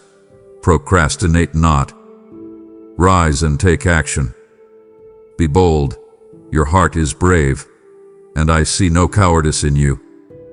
Do the good that needs to be done without fear. Your faithful action is my immediate response to your prayers for purpose. Step into your calling now. My child, listen closely to the urgent warning etched into the fabric of your reality. The danger of delay is a consuming fire you must flee. Tomorrow is promised to no mortal. The only certainty you possess, the only ground you can firmly stand upon, is the present moment. You know this deep spiritual truth, yet you allow your mind to drift into endless what-ifs and maybes, postponing the definitive actions I have commanded you to take today. I see you putting off the conversation you need to have, delaying the forgiveness you need to extend, and resisting the change you know my word requires. The adversary seeks only to lull you into complacency, whispering his malicious lie directly into your ear. There is plenty of time. You can start tomorrow. You are too busy today. Reject that voice as the poison it is. Regret is a bitter harvest sown meticulously from the seed of procrastination. You do not want to stand before me one day and utter the most painful words imaginable. I had time, but I chose not to act.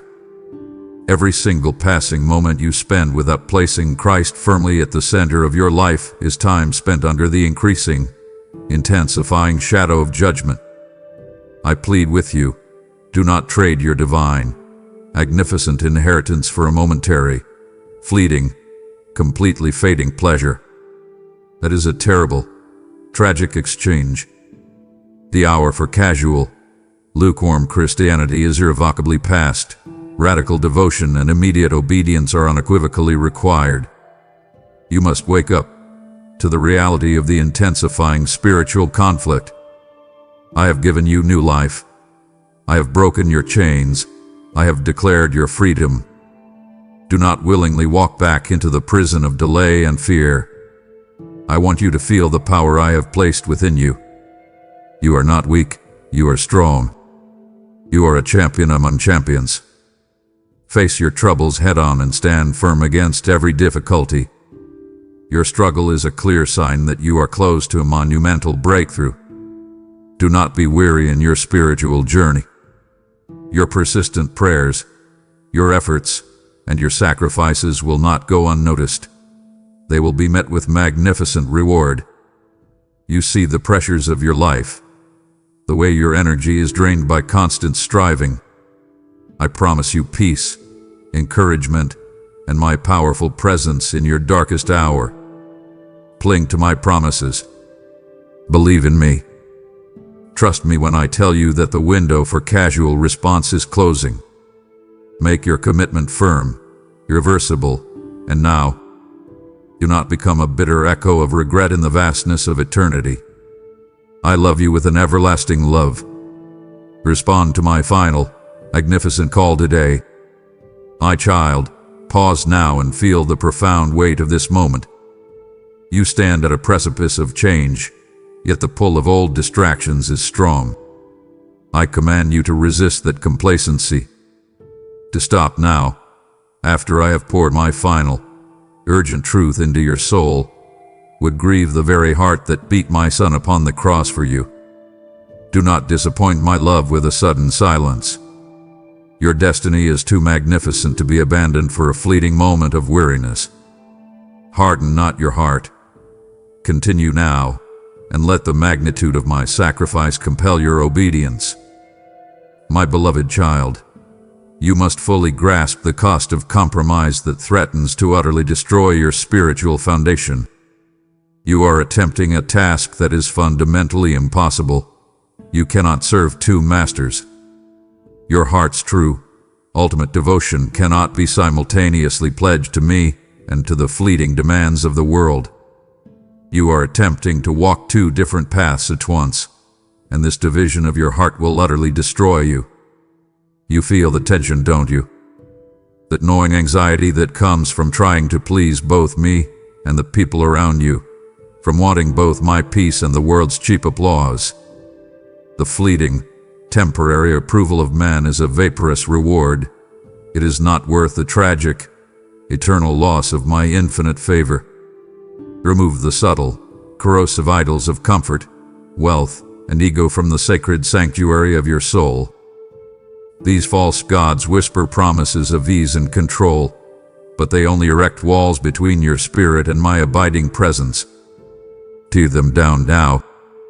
The standards and shifting opinions of the world are nothing more than sinking sand. Build your life upon my rock-solid, unchanging precepts. Your entire existence must be anchored firmly in the eternal truth of my word, not the trending notions of your fleeting age. Do not pollute the temple of the Holy Spirit, which is your very body, with worldly habits, impure thoughts, and carnal desires. You are a consecrated vessel, set apart for a magnificent, holy purpose. Sanctify yourselves, my child, for the hour of my visitation and judgment is at hand. I see the way you compromise your witness for the sake of fitting in, the way you indulge in small sins because you deem them harmless. Stop that foolishness. A fragmented faith is no faith at all. It is a spiritual lie you tell yourself. Surrender everything to my dominion. The control you fiercely cling to is an illusion. I am calling you to complete alignment, my beloved, a total, radical devotion. Walk away from those who try to drag you back into your former, dead ways. I want you to choose me, fully, without the paralyzing buts and maybes that fragment your heart. Seek out true friendships with those who respect your space, encourage your growth, and build you up in my presence. Be bold and decisive. Look up to the skies and broaden your horizons. Dream big, for I, your God, am mighty and vast. I want your heart to be wholly mine, so my blessings can flow through you unhindered. Commit to my will today, and watch the shackles of compromise fall away forever. Act now, and receive the unshakable peace of a fully surrendered life. My precious one, let me speak directly to the burdens you carry that are not mine, the power of forgiveness. Just as I have, with boundless mercy, fully forgiven you, wiping the slate clean of every single transgression you have committed, you are now commanded to release all debtors and offenders. This is not a suggestion for your convenience. This is a fundamental requirement for your peaceful dwelling in my presence and eventual entry into my kingdom. I see the face of the person who betrayed you, the name of the one who spoke ill of you, the memory of the deep hurt that keeps you awake at night. The deep, gnawing bitterness you harbor is like drinking poison and foolishly expecting your enemy to die. It is an act of self-destruction that binds you, not them. I urge you now to stop this cycle of bitterness. Forgiveness is the magnificent key to your own prison door, and you must use it immediately. Do not allow unforgiveness to continue blocking the channel of my abundant grace flowing into your life. It creates a spiritual dam, halting the blessings I long to pour out upon you and your family. Your healing comes precisely when you choose to extend the same sacrificial mercy to others that I so freely extended to you on the tree. That moment you felt the shame lift, that is the feeling you must replicate for your offenders. Wipe the slate clean of your grudges, my child, even when your human nature screams that it is too difficult or unfair. My strength is your boundless capacity to do this impossible thing. I know you think of that specific debt, that particular injustice, and feel a righteous anger. I understand. But I tell you to let it go. Surrender the right to judge, the need for revenge, and the desire for them to suffer. Hand over your list of wrongs to me, and I promise you I will deal with it with perfect justice. Your focus must be on your own spiritual growth, not on their reckoning. You worry about being taken advantage of if you forgive too easily. Fear not, for my protection is your unwavering shield, and my wisdom is your guide. Walk in the freedom that comes from having no outstanding spiritual debts. Embrace this release, for it is a direct, unbreakable path to your own emotional stability and mental peace. This is a deep, personal instruction for your prosperity. Let the fire of my spirit melt away every root of resentment in your heart. Choose unconditional love and active mercy over the fleeting satisfaction of holding a grudge. Your act of forgiveness today will unleash a cascade of blessings upon your life, opening doors you thought were permanently sealed. Respond to my command with immediate, radical obedience. You are capable of this great act because I reside within you. Act now, release the spiritual prisoner that is your unforgiveness, and step into the magnificent liberty I have purchased for you. Feel my peace now as you choose to let it go entirely. Do not delay your own healing and transformation for one more single moment. This decision is critical to your journey. Choose freedom. Choose me. Choose now. My child, let me impress upon your heart the unshakable importance of the authority of the Word. In these days of widespread deception and clash of noise, your only compass, your only map, must be my sacred scriptures. Let my word be the final authority and the lamp unto your stumbling feet in these increasingly dark days. You are bombarded daily by philosophies, opinions, and comforting theories that contradict my truth. Your friends, the news, the screens you look at, they all offer competing, false realities. You must filter every thought, every impulse, and every piece of advice through the pure, cleansing fire of my revealed truth. Meditate upon my laws day and night, my beloved. Do not just skim a chapter for a brief moment of comfort. Immerse yourself entirely. Transform your mind into my image by allowing my eternal precepts to reprogram your every thought pattern. Your anxiety, your constant worries about the future, your fear of failure. These are signs that you are leaning too heavily on your own finite understanding, your own limited view of the situation. Seek my divine wisdom in every choice, large or small. When a financial decision weighs upon you, when a relationship falters, when a professional path opens, consult my word first. It is the blueprint for the magnificent life I have designed for you. The world's fleeting philosophies are but passing fables, seasonal theories, and empty sound bites that offer no lasting sustenance. My word, however, is forever established in heaven and on earth. It is the rock-solid foundation upon which you must build your house. Do not be ignorant of my commandments, my child. It is a perilous, reckless state in this final, decisive hour. Your enemy preys on your ignorance, using uncertainty as a wedge to drive doubt and fear into your heart. Arm yourself aggressively with knowledge. Study my promises until they are so deeply ingrained in your memory that you can instantly declare them in the face of conflict. Let the sword of the Spirit, which is my powerful word, be your only offensive weapon. Roiavin. Use it against the lies and schemes that the adversary hurls against your mind and your family. You feel your own lack of strength, the way you sometimes buckle under pressure. Stop relying on your own resolve. My word itself possesses the inherent, supernatural power to crush spiritual wickedness. You simply need to speak it aloud in unwavering faith. Read it. Speak it. Live it. Apply it immediately to your circumstances, and watch how quickly the reality around you begins to align with my eternal truth. Commit now to making my word your final, undisputed authority, and you will find a peace and clarity that the world can never offer. March forward with this sword in your hand, and know that you are unconquerable in my truth. Do not compromise on the integrity of my word. Believe it, live it, and stand firm today. My precious one, turn your attention inward and feel the divine reality of the indwelling of the Spirit. I have not left you abandoned, ill-equipped, or alone to face the overwhelming trials of this life. I have given you the Comforter, the Holy Spirit, to empower you for this great, challenging task ahead. The Spirit is not an abstract concept. He is a personal, living reality that resides within your very heart, guiding, teaching, and strengthening you.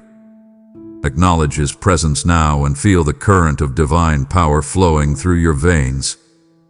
Do not grieve or quench the fire of my Spirit by indulging in sin, clinging to doubt, or allowing the world's impurity to settle upon your soul.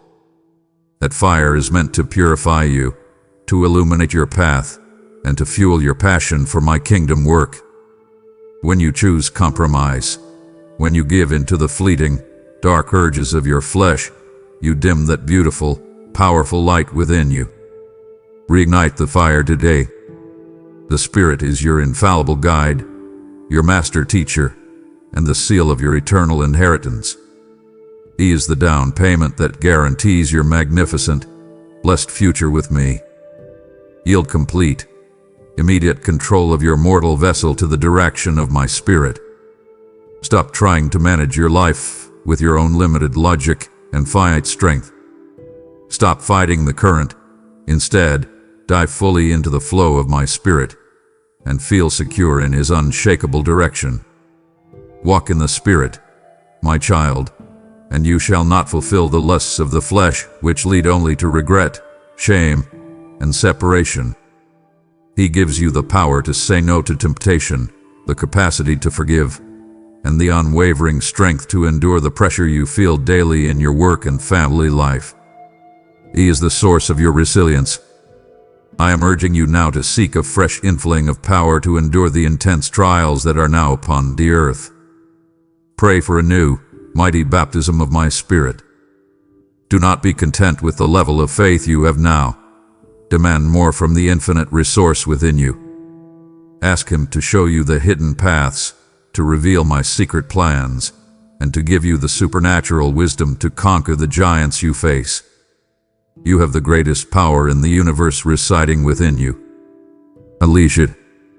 You worry about making mistakes, about not knowing the next step, about the tensions you feel in your closest relationships. Trust the Spirit. He will speak through you with patience, guide your steps with certainty, and fill your home with my unmistakable peace. Commit now to living fully yielded to the unconditional love and unwavering guidance of my Holy Spirit, and you will walk in unprecedented confidence and power in this very hour of decision.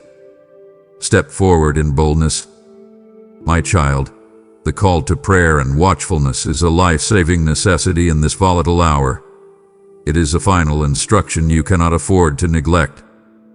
Be sober and vigilant, my beloved, for your adversary, the devil, prowls with malicious intent like a hungry, predatory lion, seeking relentlessly whom he may devour or simply lead astray.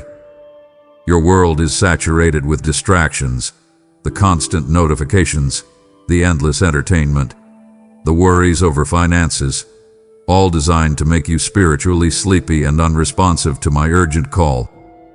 Prayer is the absolute, essential lifeline that connects your vulnerable heart directly to the limitless, infinite resources of heaven. It is your unbroken conversation with your Father, your constant acknowledgement that you cannot walk this path alone. Watch and pray, my child, unceasingly, so that you may not fall into the final, great temptation, the subtle deception that leads to compromise and regret. You must guard your mind and your heart against the spiritual malaise that afflicts so many. Do not let the cares of this life, the pressures of your job, or the burdens of your family make your heart heavy and unresponsive to my gentle, loving commands. Resist the urge to worry. Replace that anxiety with immediate, radical prayer. The moment for casual, sleepy disciples is entirely over. Rise and keep watch with me. Stand firm on the spiritual wall, vigilant against the schemes of your enemy. I am calling you to commune with me constantly, maintaining an unbroken conversation with your Father in heaven. I know your schedule is crowded, your energy is depleted, and you feel the weight of your responsibilities.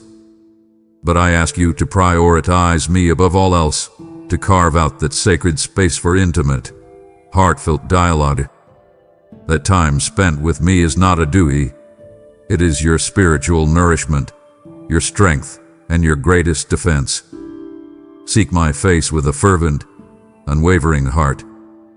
Your consistency in prayer is the measure of your commitment to my kingdom. I see you struggling to find the words, to clear your mind, to focus amid the turmoil. Do not stop. My spirit intercedes for you with groans too deep for words. You simply need to show up and be present. I promise you my immediate attention and my perfect response. Let your focus on me be fierce, bold, and unyielding. You are capable of this dedication because I reside within you. Choose vigilance over complacency, choose prayer over panic, and choose my presence over the world's false promises. Stand firm today, my child, and watch how I defend your soul and magnify your purpose through your unbreakable commitment to prayer and watchfulness. Act now and secure your peace forever. My beloved, my heart perceives your hesitation. You have come through fire and crossed deep waters in the spirit of this conversation.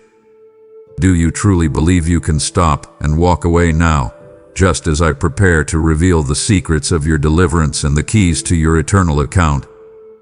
This is a betrayal of your own magnificent potential. To disengage now would be to reject the very power of my indwelling spirit that I have placed within you. Your accountability is to me alone. Do not let the adversary steal your focus and mock my divine authority. Acknowledge the urgency. Press forward now and secure your final blessing. You have just received the final instruction for vigilance and unceasing prayer.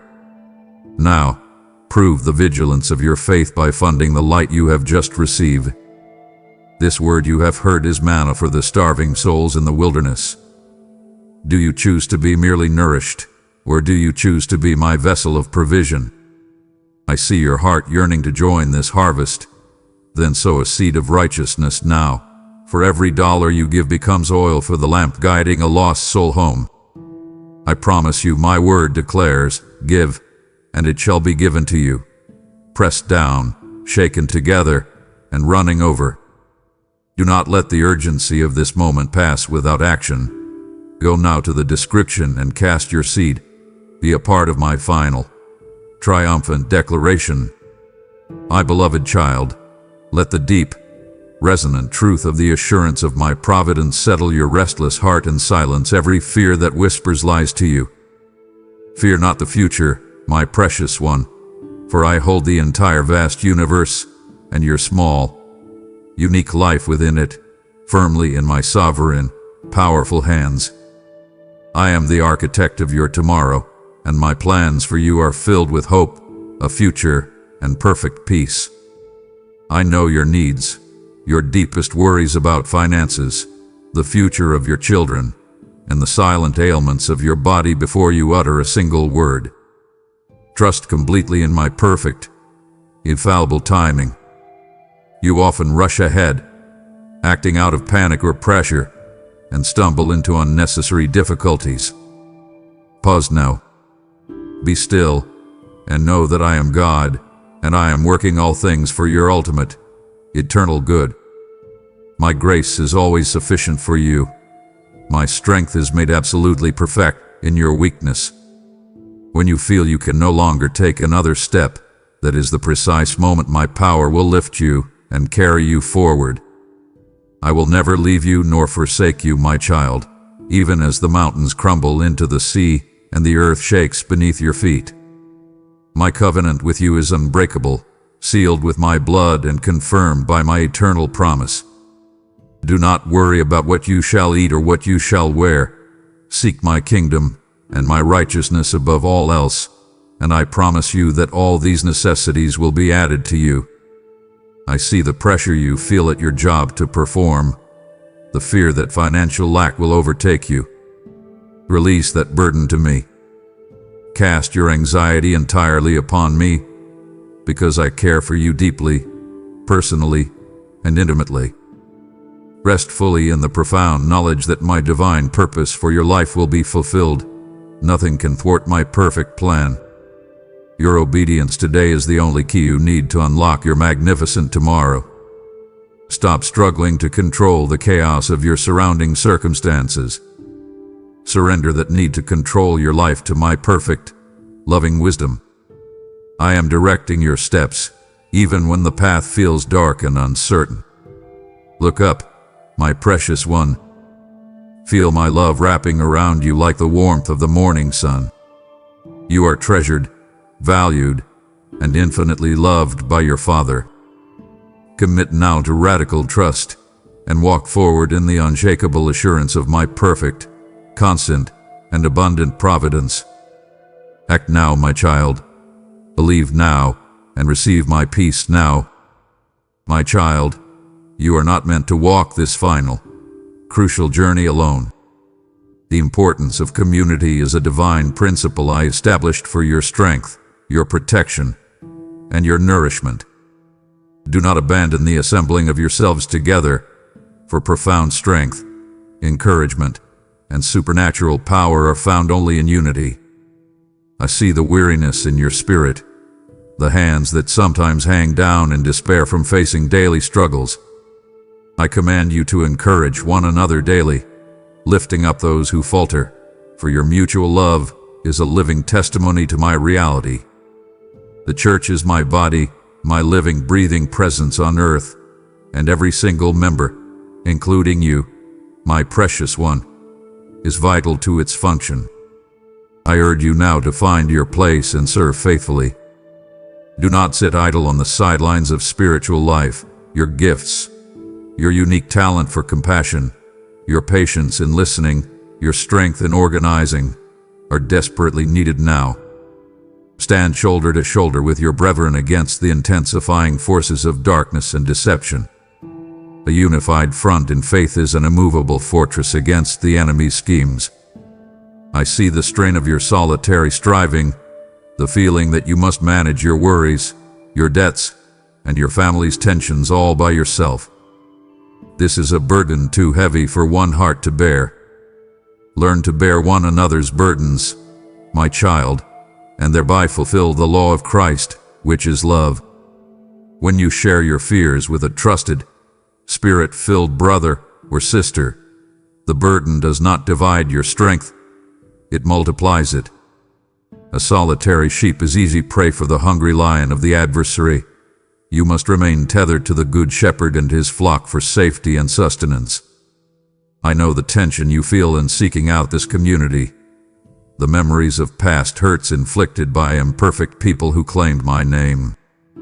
Do not let the wounds from broken vessels keep you away from the fountain of life. Look past human flaws and focus on the divine covenant that binds you together. Seek out the fellowship where truth is spoken in love, where accountability is practiced with grace, and where the Holy Spirit moves with power. Your obedience to this command to gather is an act of faith and submission, reinforcing your commitment to my kingdom. Choose unity over isolation today. Let your communal prayer ascend to my throne, and watch as I pour out blessings of reconciliation, healing, and prosperity upon your collective life. Act now to plug yourself back into the power source of my body, and feel the immediate surge of strength flow into your soul. My child, let us speak plainly about a truth often whispered, but seldom grasped, the reality of judgment. This is not meant to inspire panic, but to instill a holy, urgent sobriety and prompt and immediate course correction. There is a day appointed, fast approaching, when every knee shall bow and every tongue shall confess me. Every soul that has ever lived will stand before my white throne. I see the comfort you derive from casual compromise and the justification you make for small sins. These will not stand the test. The works of every man shall be tried by fire. Only the pure gold of faith, love, and obedience shall remain and be counted. The wood, hay, and stubble of vanity and self-interest will be consumed instantly. I urge you now, do not deceive yourselves. You shall reap exactly what you have chosen to sow. Every careless word, every act of selfish neglect, and every moment of missed opportunity plants a seed that you will eventually harvest. Prepare your accounts now, my beloved. There will be no delay, no appeals, and no earthly lawyer can stand before my throne to plead your case. Your standing will rest solely on the finished work of my Son, received by your faith and demonstrated through your radical obedience. I warn you of the echoes of regret. The sorrow of the unfaithful will be eternal, utterly inconsolable, and without end. Imagine the agony of realizing that salvation was freely offered, but you delayed, procrastinated, and chose fleeting pleasure over everlasting life. I plead with you to flee from the wrath to come and take immediate refuge in the shelter of my Son. This is the final call to get your spiritual house in order. Look at your life with my clear, unblinking eyes.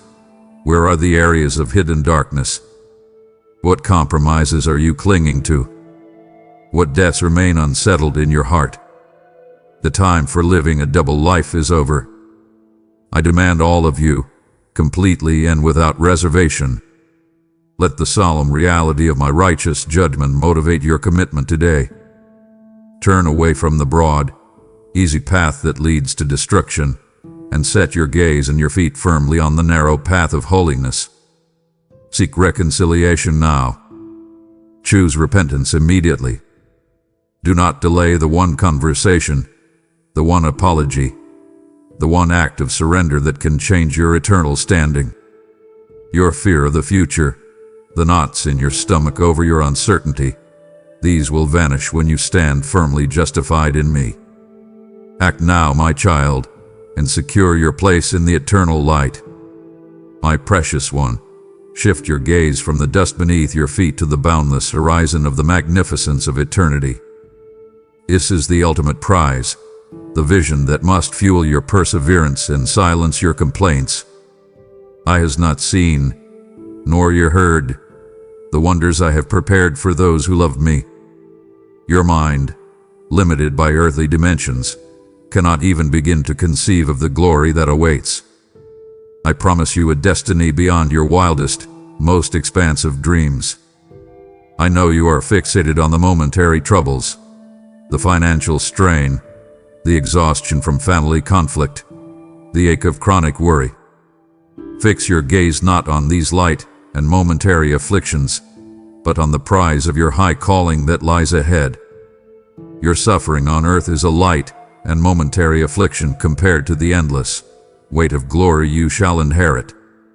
The pressures you feel now are merely the crucible, the fire that purifies your faith into enduring gold. A glorious, eternal rest awaits you, my child, where there is no more pain, no more tears, and no shadow of death. Imagine a day where every burden is lifted, every tear is wiped away by my own hand, and your heart is flooded with perfect, unceasing joy. That vision is your anchor, a living, vibrant hope that must sustain you through this final crisis. I command you to run the race with endurance, knowing that the victor's crown is reserved for you. You are an heir, not a beggar, a champion, not a casualty. Let your conduct today reflect the confident certainty of your future immortal life with me. Do not cling to the temporary, the failing systems of this world, or the approval of men who will soon fade. Embrace the assurance that the joy of hearing me say, "Well done, good and faithful servant," is worth every sacrifice you make now. Every act of forgiveness, every moment of service, and every prayer whispered in secret is being meticulously recorded as eternal currency. Look up, my child. Refuse to be distracted by the trivial pursuits that rob you of your focus on eternity. Run, my beloved. Run hard and fast toward the finish line, for my arms are open, and the celebration for your arrival will be magnificent and unending. Invest everything now for the sake of the magnificence of eternity. My child, let the final, unmistakable sign of your commitment be the call to radical love. This is the first and greatest commandment. Love me with all your heart, soul, mind, and strength. This devotion is not a passive sentiment. It is a fierce, active, all-consuming commitment that leaves no area of your life untouched. Everything you are, everything you do, must flow from this single, pure source of love for me. And from that primary devotion flows the second, equally vital command. Extend my love even to your enemies and those who persecute you unfairly. I know this feels impossible. I know the faces of those who have wronged you, who have slandered your name, and who actively seek your failure. But harboring bitterness is a poison that decays your soul. By this radical, sacrificial love shall all men know that you are truly my dedicated disciples. It is the final, undeniable proof of my Spirit's work within you. Let your love be genuine, without hypocrisy, and always, without fail, seeking the highest good for every soul, even the one who hurt you most recently. The world grows cold and hostile, consumed by self-interest and division. Be a blazing hearth of my selfless compassion in the midst of this freezing spiritual climate. Your simple act of kindness, your quiet forgiveness, your refusal to retaliate, these are the supernatural miracles that pierce the darkness. The final test of your faith will be the measure of your sacrificial love for others. This is not about feeling. It is about choosing to act in the way that I first loved you. Wipe the slate clean. Extend the mercy. Open your heart to the possibility of reconciliation, even if it is painful. I have commanded you to pray for those who misuse and persecute you. That prayer breaks the chains on their life and, more importantly, frees your own spirit from the bondage of resentment. Focus your heart and your energy on this radical love that I have poured into you. Act now to settle that internal conflict. Speak the word of forgiveness aloud to yourself, and feel the immediate, transforming peace that only my love can provide. Let this radical love be your final, triumphant declaration in this closing hour. My precious one, I see your struggle to embrace radical love and enduring commitment. You have heard the commands that demand everything: forgiveness, generosity, and unyielding faith. To stop now is to choose compromise over my covenant. It is to prioritize the fear of man over my eternal favor. You must understand, every moment you delay or disengage is a moment spent grieving the spirit that resides within you. Do not let the cost of compromise be the echo of regret. Honor my sacrifice with your persistent presence, and continue to receive the final truths that pave your way to the magnificence of eternity. Your peace demands your perseverance. Act now. My child, I give you a stern, loving warning that is essential for your spiritual survival. The warning against materialism. Do not lay up treasures on earth, where moth and rust destroy your investments and where thieves break in and steal. I see your frantic striving for financial security, the pressure you feel to compete, and the constant fear of lack. But I tell you plainly, the accumulation of worldly wealth distracts the soul from its eternal destiny. Your focus shifts from the giver to the gift, from the eternal kingdom to the temporary dwelling. Covetousness is idolatry, and it will prevent entry into the kingdom of light. When your heart is consumed by the pursuit of possessions, you have effectively placed a rival God on the throne of your life. Tear down that idol now. I call you to be generous and free-handed, my child, knowing that I am the ultimate provider and distributor. The purpose of your resources is not accumulation for self, but distribution for my glory. Test me in this, and watch as I open the floodgates of heaven to pour out blessings you cannot contain. Use your earthly resources for my glory now, before they become a chain around your neck that drags you away from my presence. When you cling to your money out of fear, that resource becomes a bondage. I command you to release the fear of lack and embrace the freedom of divine reliance. I know you worry about retirement, about your debts, and about providing for your family. Trust me, my provision is boundless, and my promises are unwavering. Your true worth is not measured by your possessions, your titles, or your bank account, but by your complete submission to my will. Look at the world's priorities: frantic striving, insatiable greed, and endless acquisition. This is the sinking sand of the age. I call you to stand apart with a radical spirit of generosity and contentment. Be a light that exposes the emptiness of materialism. Sanctify your finances by giving generously, living simply, and investing only in eternal things.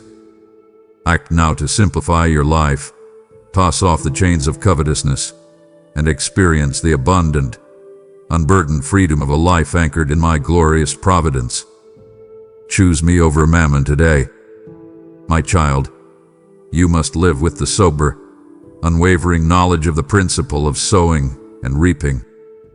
This is an unbreakable spiritual law that operates in your life every single moment.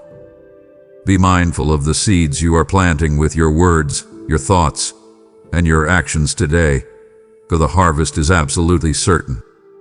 I see the careless words you sometimes speak in frustration, the negative thoughts you allow to take root, and the little acts of neglect. These small things become your overwhelming harvest. I warn you that a reckless youth prepares for a desolate old age and a regrettable eternity. But the converse is also true. A life of faithful, persistent sowing prepares for an abundant, magnificent harvest in both this life and the next. Do not be weary in doing good, my child, for I promise you, at the proper time, you shall reap abundantly. Your acts of kindness that went unnoticed, the quiet prayers you offered, the steadfast integrity you maintained in your business dealings, every single seed is accounted for. I tell you plainly, every secret thing, whether good or evil, will be brought into my light for inspection. You cannot hide your true intentions, your private compromises, or your hidden resentments. Purify your heart now. Sow seeds of righteousness and holiness, for the harvest is drawing nigh, and it will be immense and irreversible. I am your God, and my justice is perfect. What you send forth shall surely return to your own account, multiplied. This is a promise of both consequence and immense blessing. I call you to inspect your field today. Are there weeds of unforgiveness? Are there thorns of bitterness? Pull them up immediately. Replace those destructive seeds with intentional acts of love, generosity, and faith. Sow kindness where you received cruelty. Sow patience where you feel aggravation. Sow faith where you feel overwhelming fear. Your faithful action today is the unshakable guarantee of your abundant harvest tomorrow. Commit to intentional sowing today. Do not waste another moment planting seeds of regret. Act now, my child, and prepare your heart for the magnitude of the harvest I am preparing for you. My child, let us move beyond mere words and actions into the supernatural realm of the power of worship. Worship me in spirit and in truth, for I seek those who offer pure, unadulterated devotion. This is your fiercest offensive weapon against the anxiety and deception of the age. Let your life be a continuous sacrifice of praise and gratitude unto my name. When you feel the crushing weight of worry, the pressure of debt, or the strain of relationship conflict, turn your focus immediately away from the anxieties of earth and toward the glory of heaven. True worship shifts the atmosphere instantly and defeats the schemes of the enemy before they can take root. The devil cannot stand in the presence of sincere, heartfelt adoration. Acknowledge my sovereignty in every circumstance, my child, whether you find yourself in the magnificent joy of triumph or the deep sorrow of unexpected loss. Declaring my goodness when your feelings scream otherwise is the highest form of faith. I urge you to let the praises of my people be a final, triumphant declaration against the darkness. When you worship, you are not entertaining me. You are actively engaging in spiritual warfare, drawing down the power of heaven into the reality of your circumstances. I see your need for peace, for strength, for a breakthrough in your family life. Begin to praise me now for the answer you have not yet seen, and watch as I move the impossible on your behalf. Worship is the sanctifying act that prepares you for my return. Lift up your voice, lift up your hands, and let your heart overflow with gratitude. Refuse to be silent. Reject the spirit of complaint and grumbling that seeks to rob you of your joy. Embrace the freedom of surrender that true worship provides. Act now, my beloved, and transform your current struggles into an altar of praise. Choose worship over worry, and choose gratitude over grief. Let your life be a beautiful, unceasing psalm that glorifies my name.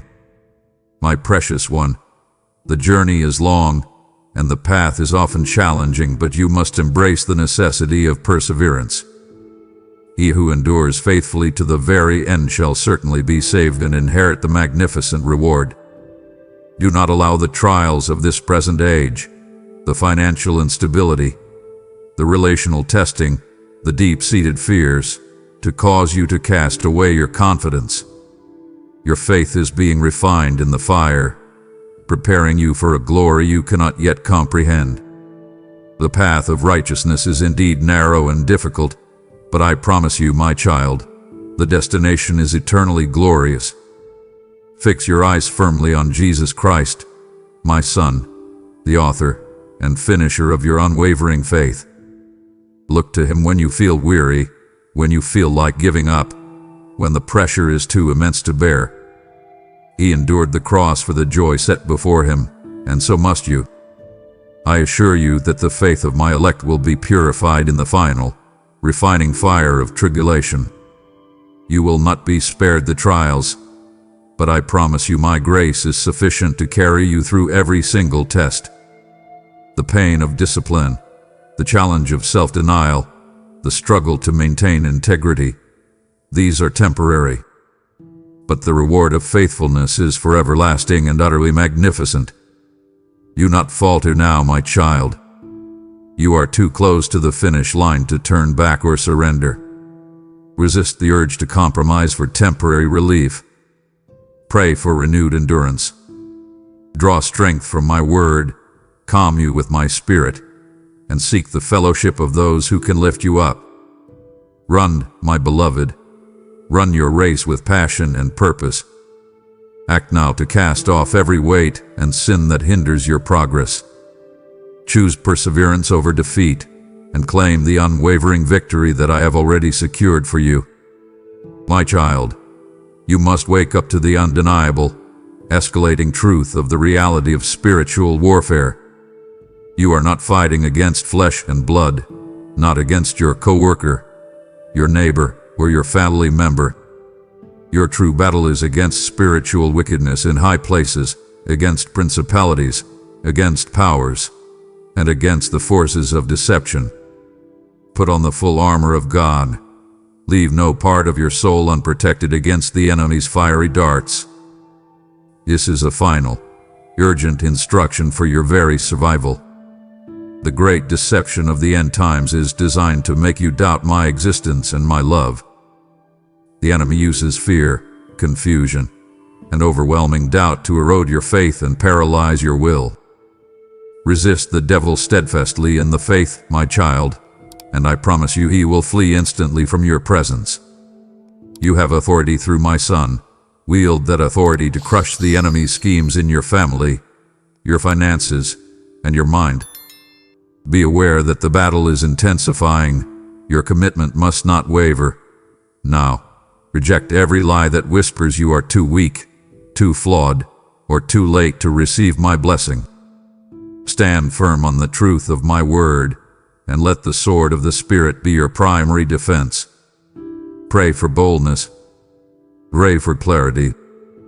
Pray for the discernment to see the enemy's traps laid out before you. I command you now to take up your position on the wall of prayer. Acknowledge my power residing within you. Declare your victory over the darkness today. Act now to equip yourself with the full armor, the belt of truth, the breastplate of righteousness, the shoes of the gospel of peace, the shield of faith, the helmet of salvation, and the sword of the Spirit. Fight for your eternal inheritance, my child, and know that you are unconquerable in my mighty name. My child, feel the fire of spiritual warfare intensifying around you. This is not the hour for retreat or weariness. You have been armed with my word, sealed with my Spirit, and called to unwavering consecration. Do not allow the adversary to mock my authority by making you abandon your post now. To disengage would be to reject the ultimate hope of the resurrection that I have just assured you of. Do not grieve my heart by allowing the world's distractions to steal the victory I have already purchased for you. Your destiny is too vital. Your inheritance is too magnificent. Stand firm, my warrior, and continue forward now, lest you face the eternal sorrow of regret. The smoke of spiritual warfare is thick, and the enemy seeks to silence this final, urgent call.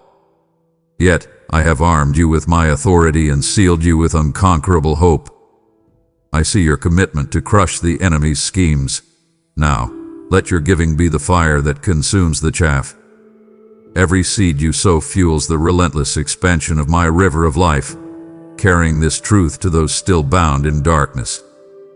I declare over you, no weapon formed against your financial harvest shall prosper, for I am the God of abundance. Seize this divine appointment, my beloved, and unleash a spiritual flood of my word. Go now to the link in the description. Plant a seed of faith and watch me multiply your sacrifice 100-fold. My child, let the ultimate truth, the hope of the resurrection, flood your heart with unshakable, glorious certainty. Death holds no final sting for those who are sealed by my Spirit and the blood of the Lamb. I know you sometimes fear the end, the loss, the finality of this earthly life. But I tell you now, the grave is but a temporary holding place for the faithful. A new, incorruptible, glorious body awaits you. Your hope is not anchored in the temporal healing of this life, but in the final, complete renewal of all things.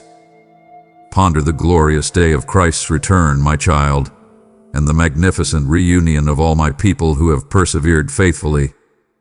This promise is your absolute anchor, a living, vibrant hope that will sustain you in every crisis. Do not let temporary trials steal your focus from this eternal, unshakable reality. Let your conduct today reflect the confident certainty of your future immortal life with me.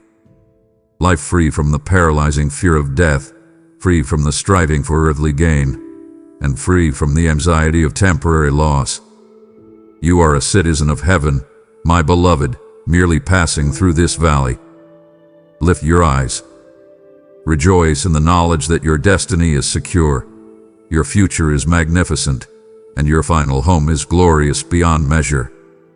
I command you to live with this resurrection hope as your daily reality. Share this hope with those around you who live in fear and despair. Speak life into the darkness and declare my triumph over the grave. Act now to cast off every earthly fear and walk with the unwavering confidence of one who knows the victor. My child, hear this instruction with unwavering urgency, the call to personal consecration.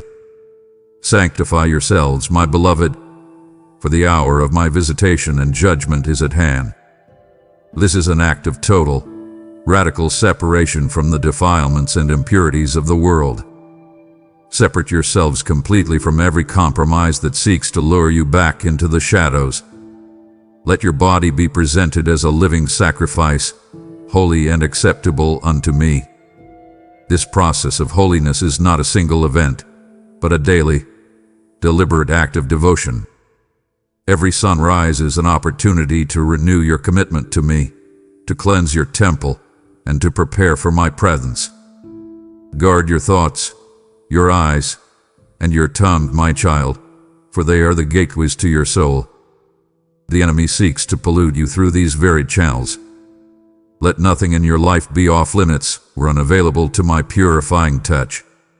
Release the hidden resentment, the secret habit, the quiet compromise that you have kept hidden away. Surrender it all now. Invite my spirit to search the deep recesses of your heart and expose every area that needs my cleansing fire. Do not delay your own purification. Seek a deeper level of consecration today than you had yesterday. Act now, my child. Cleanse your temple and prepare your heart for my magnificent return. My child, I give you a final, profound vision to motivate your immediate action. The echoes of regret. The most painful words you could ever utter are, "I had time, but I chose not to act." This is the ultimate, irreversible tragedy I seek to spare you. Do not allow the fleeting pleasures of sin, the quick fix, the momentary indulgence, to become the source of an eternal lament. Imagine the profound, cold regret of hearing the door of the kingdom finally and irreversibly shut. The realization that you rejected the very salvation you now desperately desire will be a sorrow that never ends. There will be no second chance to answer this final call once your earthly days cease and your mortal breath is taken away. Spare yourself the eternal agony of a wasted life. Commit your all to me. Today, I see your hesitation, the fear that action will cost you too much. But I assure you, the cost of inaction is infinitely greater. Act now, my child, with radical faith and unwavering purpose. Do not delay your joy, do not postpone your peace, and do not risk your magnificent inheritance. Choose life, choose freedom, and choose me. Now, exclamation, my child, let us conclude with the absolute promise sealed in the blessing of obedience. Great peace is granted to those who steadfastly obey my precepts and statutes. Obedience is not a burden. It is the highest form of worship and the clearest demonstration of your love and trust in me. It is in perfect submission that you find perfect, sustaining freedom. My commandments are not burdensome. They are a light leading you away from destruction and onto the path of abundant life. Walk in the favor and anointing that come only from complete alignment with my will. This is the secret to a life unburdened by anxiety and overflowing with my presence. The richest blessings of my hand are reserved for those who simply choose to. Act now. Your immediate, decisive response to my word is the key that unlocks the floodgates of heaven. Do not let the complexity of the world confuse your simple command. Obey me.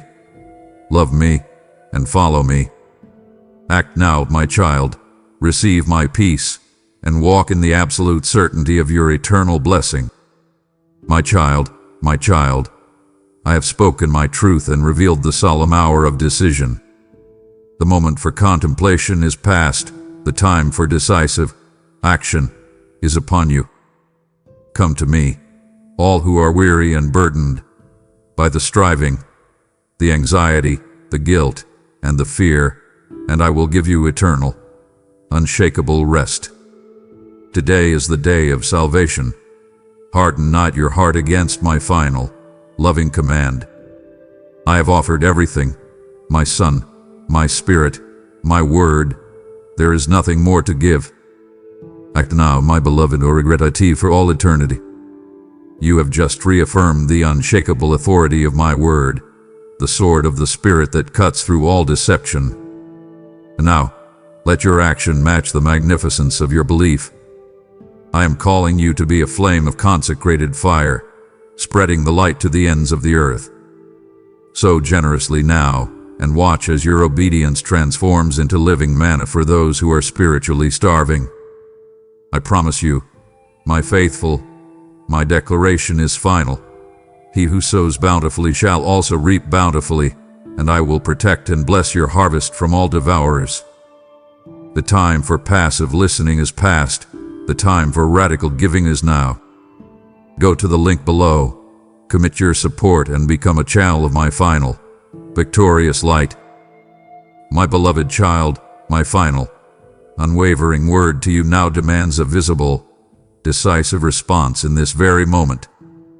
If your heart has received the urgent, fierce reality of my call, if you truly choose action over regret, then seal your covenant with me now. Do not let this powerful encounter fade into memory. Declare your stand for eternity. Go to the comments below and write a single, absolute declaration that will stand as your witness before heaven and earth. Proclaim your victory by simply writing, "I act now. I choose eternity." Affirm your choice, my child, and watch how I honor your radical, immediate obedience. Amen.